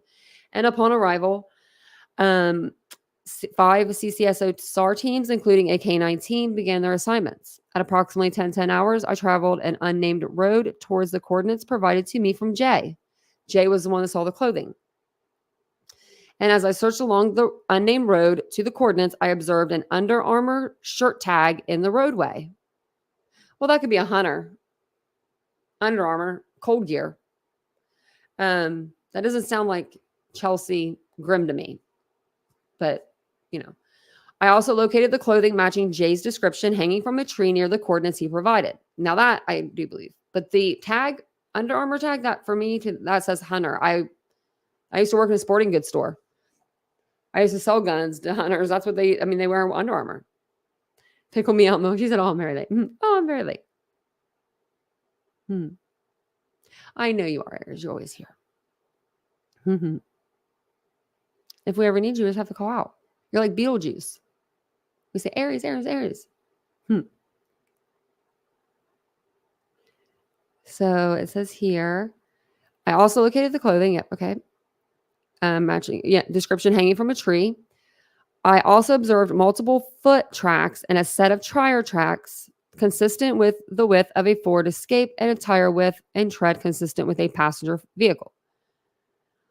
I also contacted Jay at his utility terrain vehicle as he was returning to his camp from a hunting spot. Jay advised he observed the hung clothing on 10/6. This timeline is going to be really good. Wow. Okay. Now I want to go back up and because that was 10/4, 10/5. That's like a week she would have been out there. If she went out there on the first, when they first said that's when they saw the camp was the first. The lady did. Oh, wow. Jay further stated that he did not see any other signs of recent human activity as I photographed potential footprints in the area. Jay contacted me stating he believed the footprints belonged to him or his hunting companion. When Jay displayed the tread on his hunting boots, I observed it to match most prominently displayed prints in the area. Jay further advised he did not observe any signs of travel further east on the unnamed, unidentified road or in the surrounding area. When I asked him if he or his hunting companions wore Under Armour brand hunting shirts, he advised his hunting companion Sal wore Under Armour hunting apparel. This concluded my interview with Jay, and please refer to my body cam. And tell Sal to not litter anymore if that was Sal's Under Armour tag. He probably put his shirt on, still had the tag on, and he's out there and he's going, oh, and ripped it off and just threw it, Bad, Sal, don't be littering. But I don't think Sal did anything. I mean, I don't know. I don't know. He could have, but I don't think he did anything. So I photographed and collected both clothing articles, and placed them in a bag inside a locked compartment of my agency-issued vehicle to be submitted into evidence at a later time. At approximately 11:15 hours, and as I walked back to my vehicle towards the west of the unnamed road, I searched for damaged pieces of auto body parts, pieces of tire treads, and other potential clues. I did not locate any. As I drove the remaining portion of the unnamed road towards S6, I stopped at locations in the roadway that were likely to cause damage to a low clearance vehicle or passenger car tires, as well as locations with traps for signs of foot travel. I did not observe any additional clues. Oh, thanks, Jan, for gifting a membership. Thank you. Thank you so much. And we are gifting out memberships throughout the whole month of December. I'm still October. So we are gifting 20 memberships this month. Well, I am, if you all gift more, that's great. That's great. But, I'm going to give 20. So make sure that your gifts are allowed. Like you have it on allowed gifts and you're subscribed to the channel, all that good stuff. And maybe you'll get a free membership. And they last for a month. That's really awesome. And they're like the second tier up, which I think is really awesome too. That YouTube does that. Like, I don't know. So here, where are we? at 20. Okay, so here it says, actually, we have to go back up. Sorry. At approximately 11:15 hours, as I walk back to my vehicle towards the west of the unnamed road, I searched for damaged pieces. We're just going to start here. And that's when he says for auto body parts, pieces of tire treads, and other potential clues. And he didn't find any. As I drove the remaining portion of the unnamed road towards FS6, it says here, I stopped at locations in the roadway that were likely to cause damage to a low clearance vehicle or passenger car tires, as well as locations with track traps for signs of foot travel. I did not observe any additional clues. At approximately 16:45 hours, all CCSO SAR teams completed their assignments without locating any additional clues. Please refer to the enclosed has the incident map for locations for complete assignments. And we did see a lot of the assignments on SF Investigates. I'm pretty sure that was the same that he had, where they were like mapping it out and they were showing us. And I'm going to see if I can put that into like a document as well. I'm sure he wouldn't mind. So on 10/11 at approximately 6:59 hours, CCSO, SAR, and I departed for the area near the IPP to search additional linear features and to conduct an area search of the Arizona 25% mental health distance traveled. What the hell does that mean?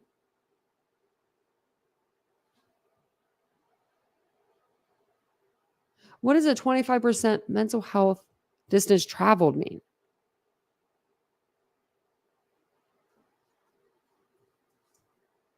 I've never heard of that.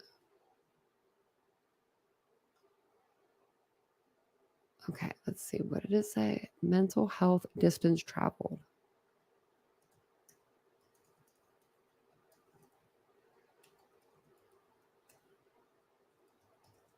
It sounds like it's like this, like how much they can actually, like if someone's having a mental break or something, how much they, like how far they search out. I don't know. Let's see what it says.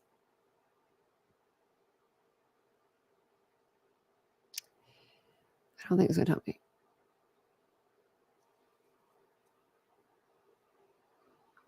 Yeah, I have no clue. Hold on, here it is.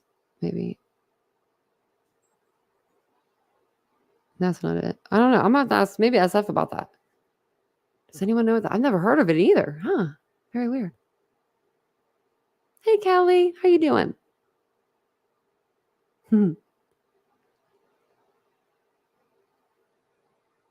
We keep it classy over here. Me and Kelly had a good talk. And it was a really good talk. It literally didn't, it probably was 2 seconds. It was like, oh, it was like everything's great. But I did see Dinky's live earlier, so that's not a good look. So where were we here? I don't know what track trap is either, but it says for foot travel. Place 2. Oh, so then at 20:30, I placed the 2 collected shirts in a secure and temporary locker in the evidence room. Okay. On 10/11/2023 at approximately 6:59 hours, CCSO, SAR, and I departed for the area near the IPP to search additional linear and to conduct, oh, that's where we're at, the Arizona 25% mental health distance traveled. The only thing I could think of is, I don't, like, if you're having a mental break, how long you, but that would be like, that can't be possible. Cause like some people are manic, some people are not manic when they're, having an episode. I don't know what that means. It's hurting my head though. At approximately 1700 hours, all CCSO SAR personnel stood down from their search assignments. All of the linear feature search assignments were completed, and the area search assignment 28 was approximately 50% completed and scheduled to be completed the following day. Okay, we'll read to the end of this. Okay. On 10/13/2028, look at this. Almost. Who wrote this? Who wrote this? This is, I mean, he's got a lot of spelling errors, but I would too, probably. I would too. But 2028, we're not even there yet. Don't make me older than I am. At approximately 12:15 hours, I removed the collected clothing located on 10/17 from the secure temporary locker and submitted both shirts into evidence. It's a little while longer, but on 10/17, that was my birthday, at approximately 8:30 hours, and that's when we started covering this case. I departed for the area east of the IPP after Sergeant Dick number 21 requested my assistance in conducting small unnamed aerial systems. Photogrammetry. Okay, I can't say it. Photogrammetry. Okay, I hate that I can't say that. Hold on. Because I have to know how to say it. I can't even spell it. How am I going to say it? That's what someone's going to say. I'm going to hear what they say. Photogrammetry. Never heard of that word. Have you guys? Photogrammetry or grid flights to gather aerial imagery for later pixel detection analysis. Avamos, welcome. I thought you were already a member, but welcome. Welcome. It's good to see you. It's good to see you.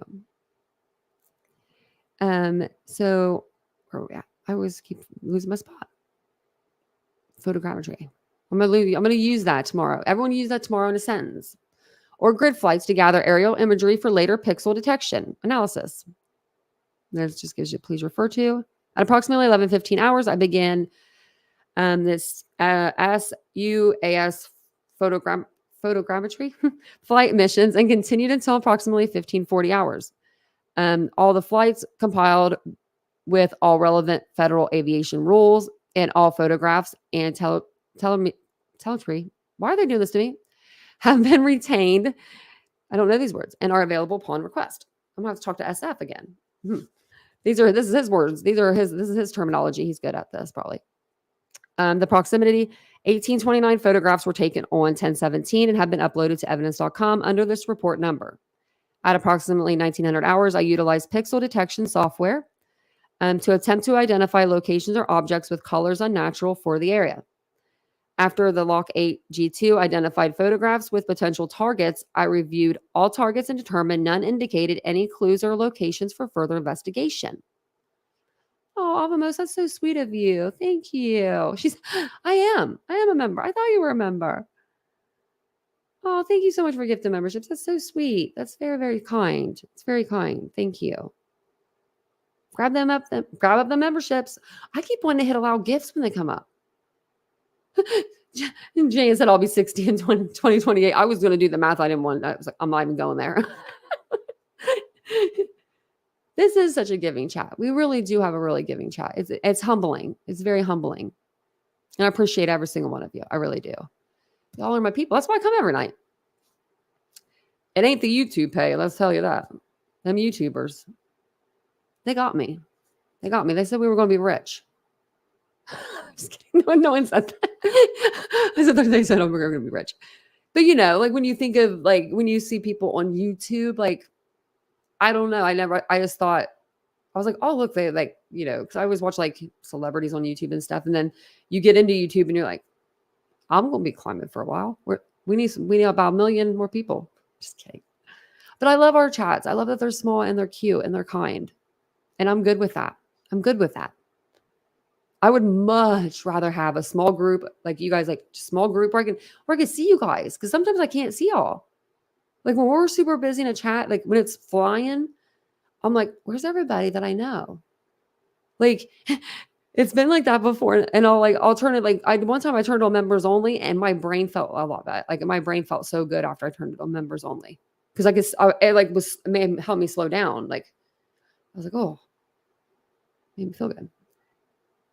I love that you guys show up every night. So this is just saying the video footage will be available.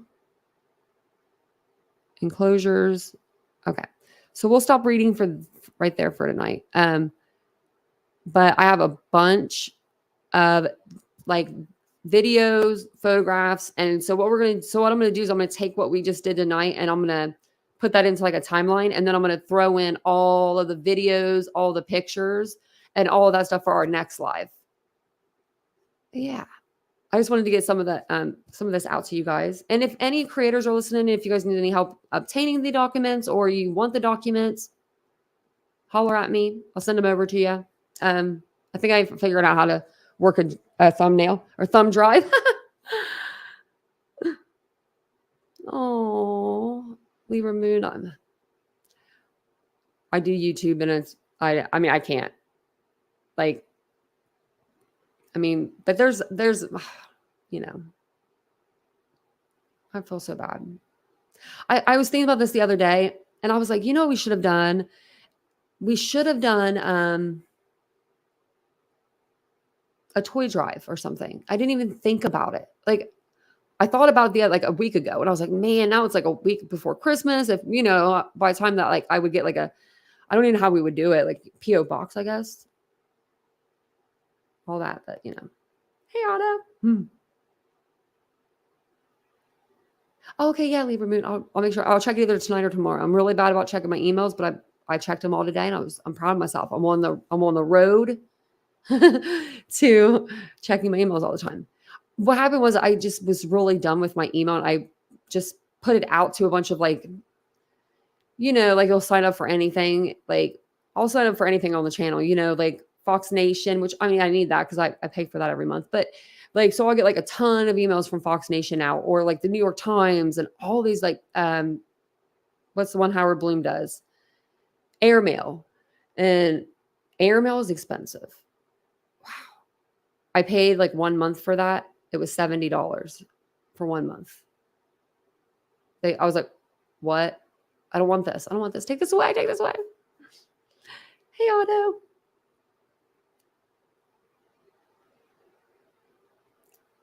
I check email daily. Oh, you check your email daily? I should, Cheryl. It's a good thing to do that. You should. But this is my first year really using email. I never used email before. I'm just bad about using my phone too. Like I'm not normal.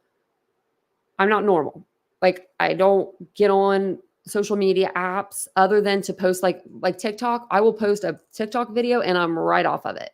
And I'll check out like, you know, a couple of your guys' pages. If I like see that, you know, if I like see my little comments, your names pop up, I go on yours, but like, I don't really go on there because I know I'll get addicted. That stuff is like fun to watch. You just slide on through, you know? I think, yeah, P.O. box. Yeah, I should get a P.O. box. Maybe I will. I think you're the only person that has my address, Jan. And Candy, I think. Because I sent her like a gift card and it came up and I was like, you're fine, girl. I was like, I mean, you know, I'm like, my name's out there and everything. So, I mean, my name's on my channel, actually. Like, if you search for it a little bit, you'll find it. You know what I mean? And plus I own a boutique.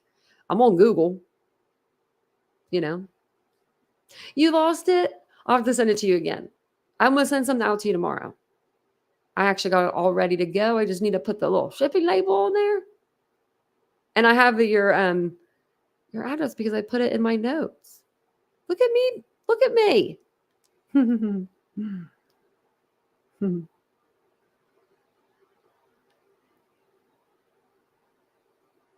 Oh, 125,000 emails. Oh my gosh. Me too, probably. Oh my gosh.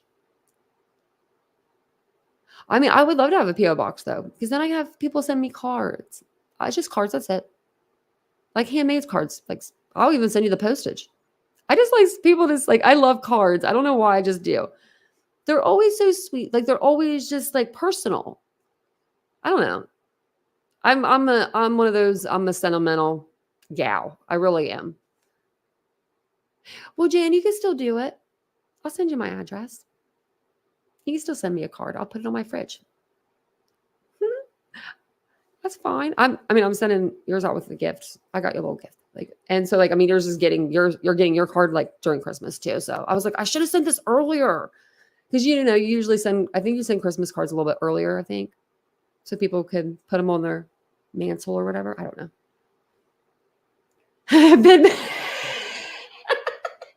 Mike, you haven't been busy. You better stay in this chat. He's running the YouTube streets. That made me laugh really hard. If I see you somewhere after I get off this live, I'm gonna go in there with the eyes like you.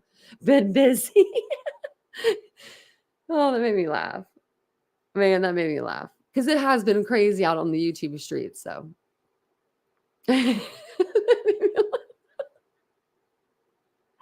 It's been crazy. I don't know if you guys have been out there, but it's been crazy. Now I'm crying. I feel like my eyes are crying. I don't know if that's really where he's been. I feel like he's been out there on the streets. He said been busy. And thank you, Teresa, so much for the super sticker. That's so kind. Look how red my face is now. It's so red. Oh man, it's so red. Oh, thanks, Otto. Appreciate that. I actually got this at a boutique I used to work for. It's called Where I'm From, and they have like all kinds of different state um t-shirts. I got all Ohio, of course, but I think I have like 40 something like that, or close to 40 shirts. It's bad. It's really, really bad. I used to work there, and I wear what I wear. I wear where I work.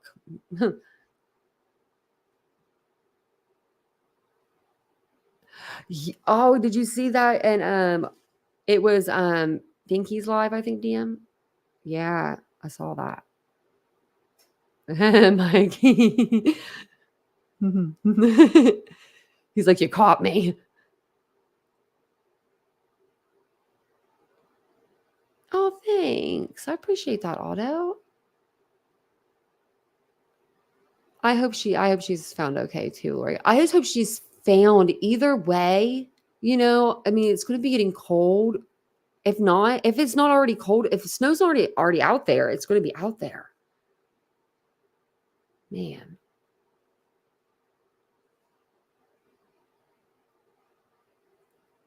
So, as everybody Oh my gosh. Jan, that's funny. Let me get my phone. I'm going to do it right now.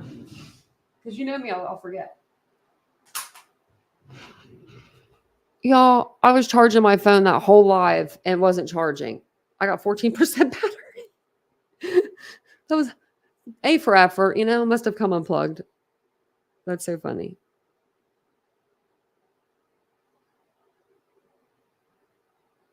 Man, Jan's getting the last name and the address.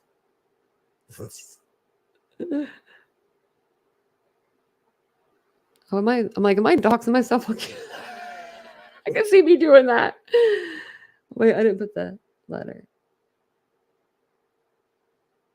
Like, I'm not going to have it on my phone, but I could see me like doing this, like texting. Do you know what I mean? Like, I could see me doing that. That's why I was like, looked up. I was like, wait a minute. Oh, thank you, Ladybug, for the super sticker. That's so kind. Thank you guys so much. You guys are so sweet. Thank you. Thank you so much. You guys have really been coming through supporting this channel, and I love it. You guys just showing up here every night. It doesn't even have to be every night. I shouldn't say it like that, because that sounds like I'm like every night. But no, like you guys showing up and just coming here for the chat. Coming here for the chitter chatter. I love it. Otto got some good sleep. Oh, you're able to sleep. Oh, that's the worst, not being able to sleep. Mine, I get night sweats. It's horrible. Some days are worse than others. It used to be real bad to where we'd have to change the sheets twice a night. It's not that bad anymore, but yeah. Have you ever covered trials live? Yeah, almost. Alec Murdaugh, Letitia Stout. I can't think of them, but yeah, we do. We will stream any trials live. Like when Brian Kohlberger goes on trial, there's nothing that's going to get me out of this chair. I'm one of those people. Even when we streamed Letitia's trial, there were days like when Dorothy was on the stand that I probably would have paid you guys anything that you wanted just so that we could have got off the live, because Dorothy was like hands on a chalkboard, but y'all stayed with me for that. But like it really was really bad. It was bad, but we still did it. What I did was I would if I needed to go like take a break, like, a few minutes, I would just like, because my dogs have to take walks, and they take usually about 10-15 minute walks. So what I would do is just take my dogs on a walk and put up a little banner, if the trial was like if there was like a lunch break or something, if nothing was going on, I'd put like a little video up to keep you all occupied. And then I would just take my phone with me, in case something were to happen. Because wouldn't that be funny if like I left the live to walk my dogs and like something happened, I never came back to, I mean, nothing like bad, but like, like let's just say like I broke a leg. Like that's, like I broke my leg and I couldn't come back to the live, or I don't know. That'd be kind of crazy if I couldn't, but I always have my phone.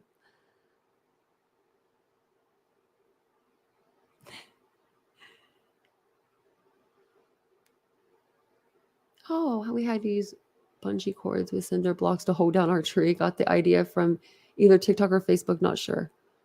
That's a good idea. Hey, Cindy, I have one cat now. Oh, my 22-year-old passed 6 weeks apart last fall. Dixie loved the tree bulbs everywhere. Oh, I had Angel left for 4 years. Oh, man. I have the cutest cat. He was so cute earlier, guys. Oh my gosh. He was so cute. And then I told him he was cute. And then I looked over and he was like laying a different way. And I'm like, you're just trying to be cute. Yeah. Kelly's going to come out, I think, with a video soon, Cheryl, on that, I believe.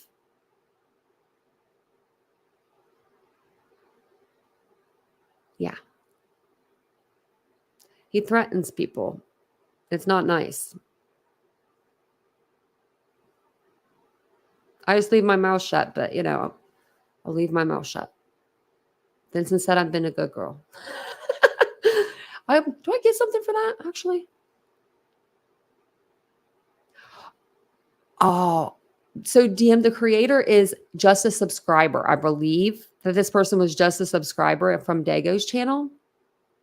And he was being picked on and harassed, I think, and threatened and stuff like that. So, and there's a video that Kelly and Patty put together for the Idaho 4. If that's okay that I've said that, I hope that's okay I said that, Kelly. But I'm going to watch it. I want to watch the rest of it. But I'm going to watch it, and then I think we're either share it. I think I might just share Kelly's page, if that's okay, onto my page. So if it was Dinky's live, he was on there. And he was mad.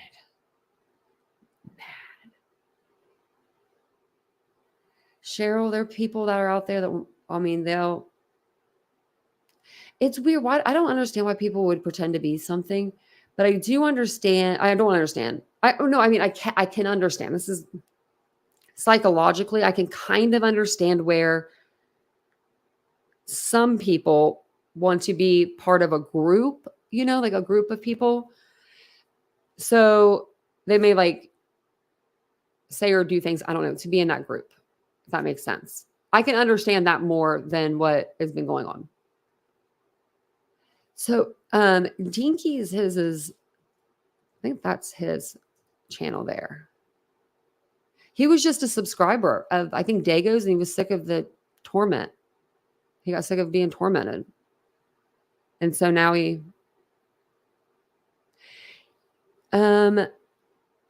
don't know if he did. I know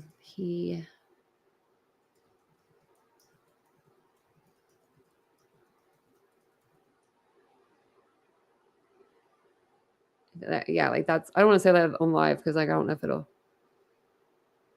That's what I saw. What I saw was a very unhinged person. An unhinged, and I'm going to say it again, and I'm sure I'll be the next on the chopping block, but an unhinged person.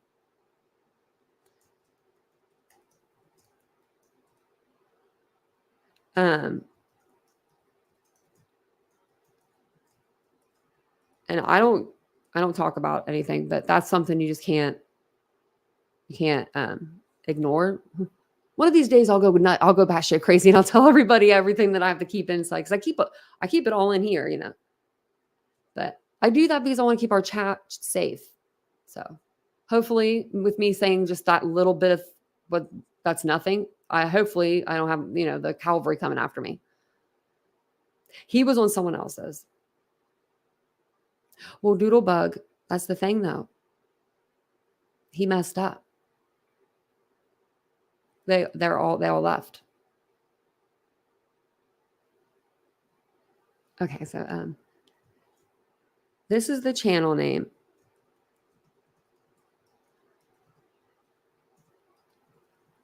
I feel like I'm speaking in tongues. Okay, you know what? This is my channel. What am I doing this for? Why am I typing in the chat? Okay, Dinky IMO. Like in my opinion, is that what's yeah? I think that's his channel name.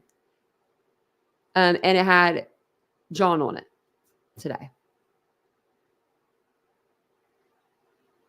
Oh, Arlene, I totally believe that. I haven't. The recovery addict. I think I have. Yeah, recovery addict.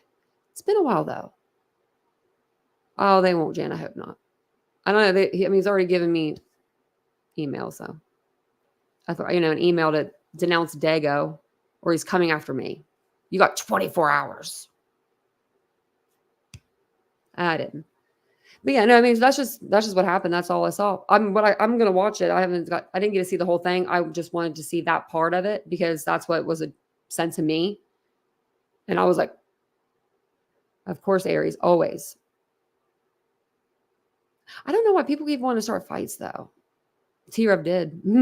He did. T-Rev did.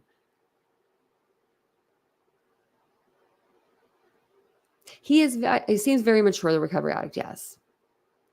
It was auto. It was straight up a threat and everything, yeah. I got two guys that think that they can, I don't know why these two guys think that they could do this to girls. Like, I think it's because us girls are being awesome. Oh, so no one's trolling me. No one's trolling me. No, this person just goes after people if you say their name.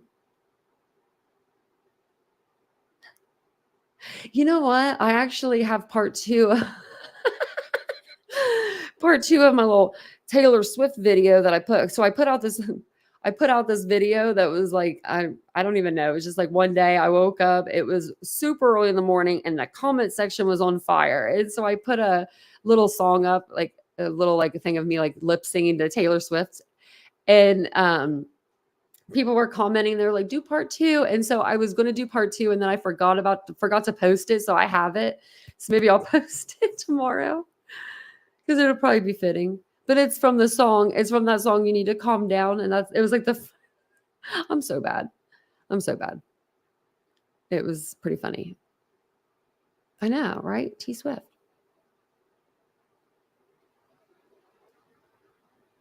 Yeah, they are, Elisa. Kelly B said, I'm sorry. That's what I was doing before the live. I was like, I've got to get this because you never know. You need part two, Deborah? I'll make sure I put it out tomorrow. I want to write that down. Because I did it. I did it like this, like a couple days after the first one, and I forgot. That's what I saw today, Kelly. A very unstable person. Dolly Parton and Taylor, your top two? Oh, I like Dolly. Dolly's making a comeback. Like she's making another go around. Yeah, I'll make some subtle jabs if I need to. Through Taylor, of course. Through Taylor. Taylor said it. I didn't. Taylor said that. That was Taylor. Now I need a Taylor cardboard cutout. Your 3-year-old now sings that because of me. Oh, Deborah, that's so sweet. Celine Dion is top tier singer, Aries. Oh my lordy, yes. I used to sing Celine Dion all the time. The only thing that I can think of for her is she's going to be with her husband. She fell apart. Like as much as we all thought he needed her. Really, I forget his name, but we all thought, Celine, like, I mean, it was Celine Dion, like, you know, and we thought, well, you know, he needed her, but she really needed him just as much. I mean, it was literally like after he passed, I feel like depression can make your body go into a disease. I feel like with that kind of trauma, my mama used to say stress can kill you. Oh, Aries, Celine Dion is very much a fighter. But I think that the only good part in my heart is if she were to, you know, pass away, she would be with her love again, you know? DM, yeah, I can, yeah. I know my mom used to say, stress can kill you. And then as I got older, I'm like, why is she always right? Why is she always right for?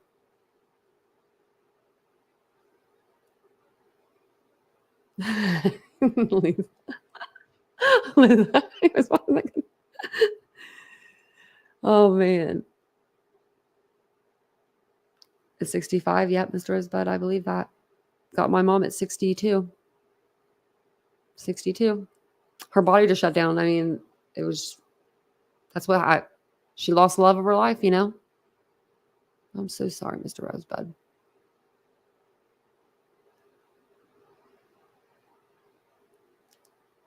Because we've been through it before our children. 3 more work days. I know, Doodlebug, me too. Can you, I mean, like, oh my. I've listened to Celine Dion ever since I was a little kid. I mean, ever since I was a little girl, like, you know, probably 8 or 9, I would say when she came out. Like I was young. And then she had the song on the Titanic. That came out when I was 12, I think, 11 or 12. And I still cannot listen just even to the beginning of that song, the little whistles, without breaking down in full-blown tears. Can't do it. Well, that's one of those songs I can't do. I can't do it. Like, I don't know. Someone's going to get me on their panel one night and play that song. I'll be crying. But it's a beautiful song. And she sang it so well. Nobody could sing that song like her. Nobody could have made it that, you know, like she did. She has made it like that.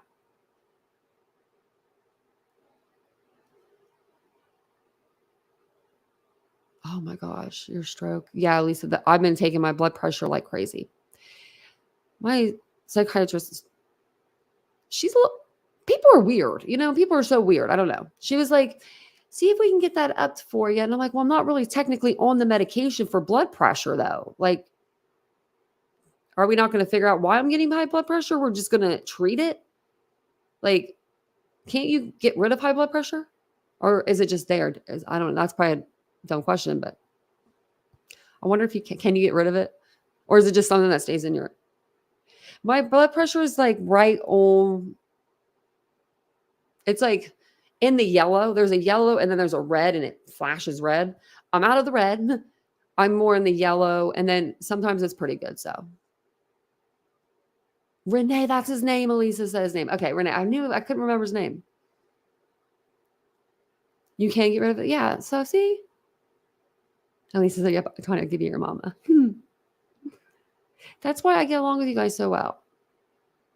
Because I'm respectful. And y'all could be like around my mom's age. Well, not all of it, but you know what I mean? Like around that area. Like, I feel like anybody, not my mother's age, I want to say motherly age, like including myself. Anybody that's old enough, you know, that and they normally have, unlike myself, children.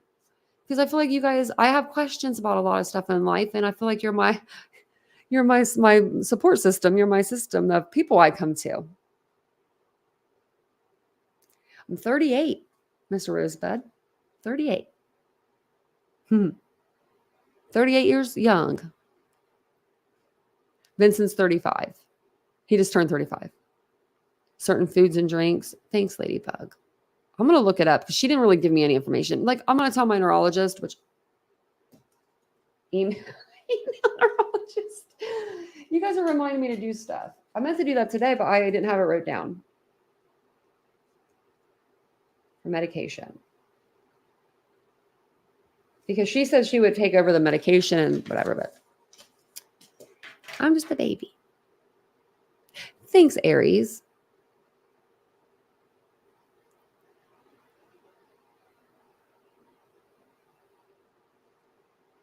A tribute band for who? Which for who? Mm-hmm. Oh, Iron Maiden.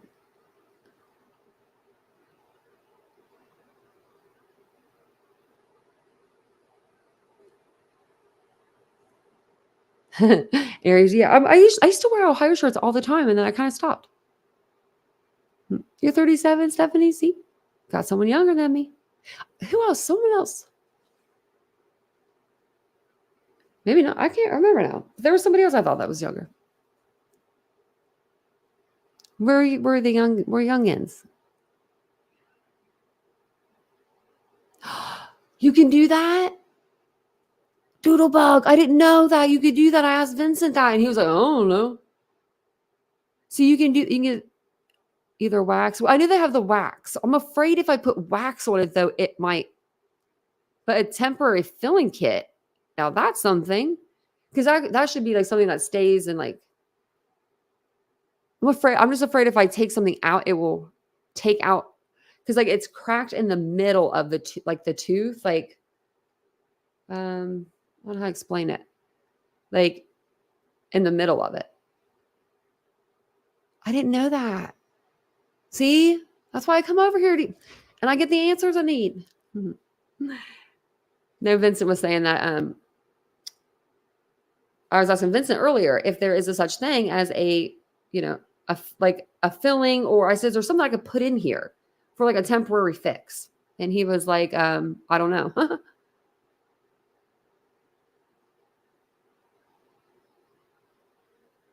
I don't know what is going on. It's the metal and everything they had to do. And it's awful. I wouldn't wish this on nobody. I kind of wish they would just take them all out at this point, but that would be really expensive. So we're not going that route yet. We're just going to fix what we can. We're going to fix them. But it's just from the car accident. So, and I mean, I'm sure it doesn't help that I drink soda, but that's the only thing I do that's bad. Like really, other than every once in a while, I'll have some candy.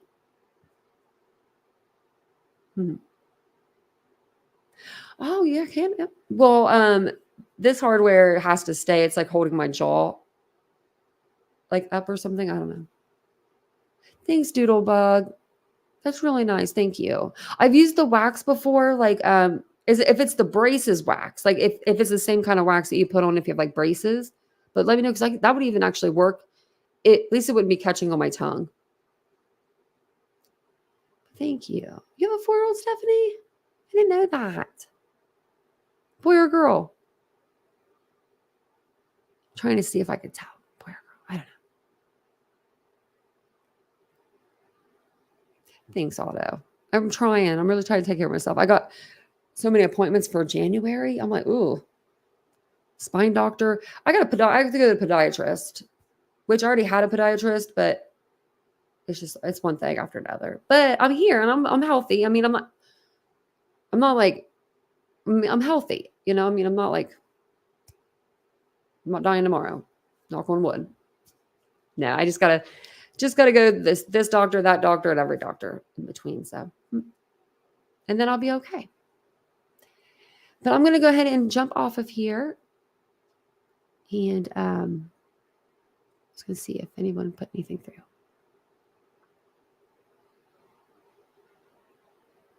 I just love soda. So they can, Ladybug. I just don't see her until January the 5th, and they can't get me in any sooner. And like I go to the students at Ohio State University. And so I'm going to try to text Teresa. That's the girl that does all my stuff. She's my student. She's a 4th-year student. And I'm just going to be like, hey, Teresa, because she had to actually miss my last appointment because she didn't feel good. So I'm going to write her and just be like, I know you're out for school, but can you get me in any sooner, and see if she can. So. Oh, good, Kelly. We got evacuated for a dude holding his family hostage, and now helicopters are flying around gunshots. Oh my gosh. Be careful. Like seriously, y'all be careful out there. Like really, for real. It is scary. I get on Twitter and I'm disgusted and shocked. Like don't even see what the really, really bad stuff. All I saw was these kids like put like a fiery trash can in a cop car. But to me, and then they're all laughing as it's like going up in smoke. To me, that made me ill. Like I can't see that kind of stuff. I can't do it.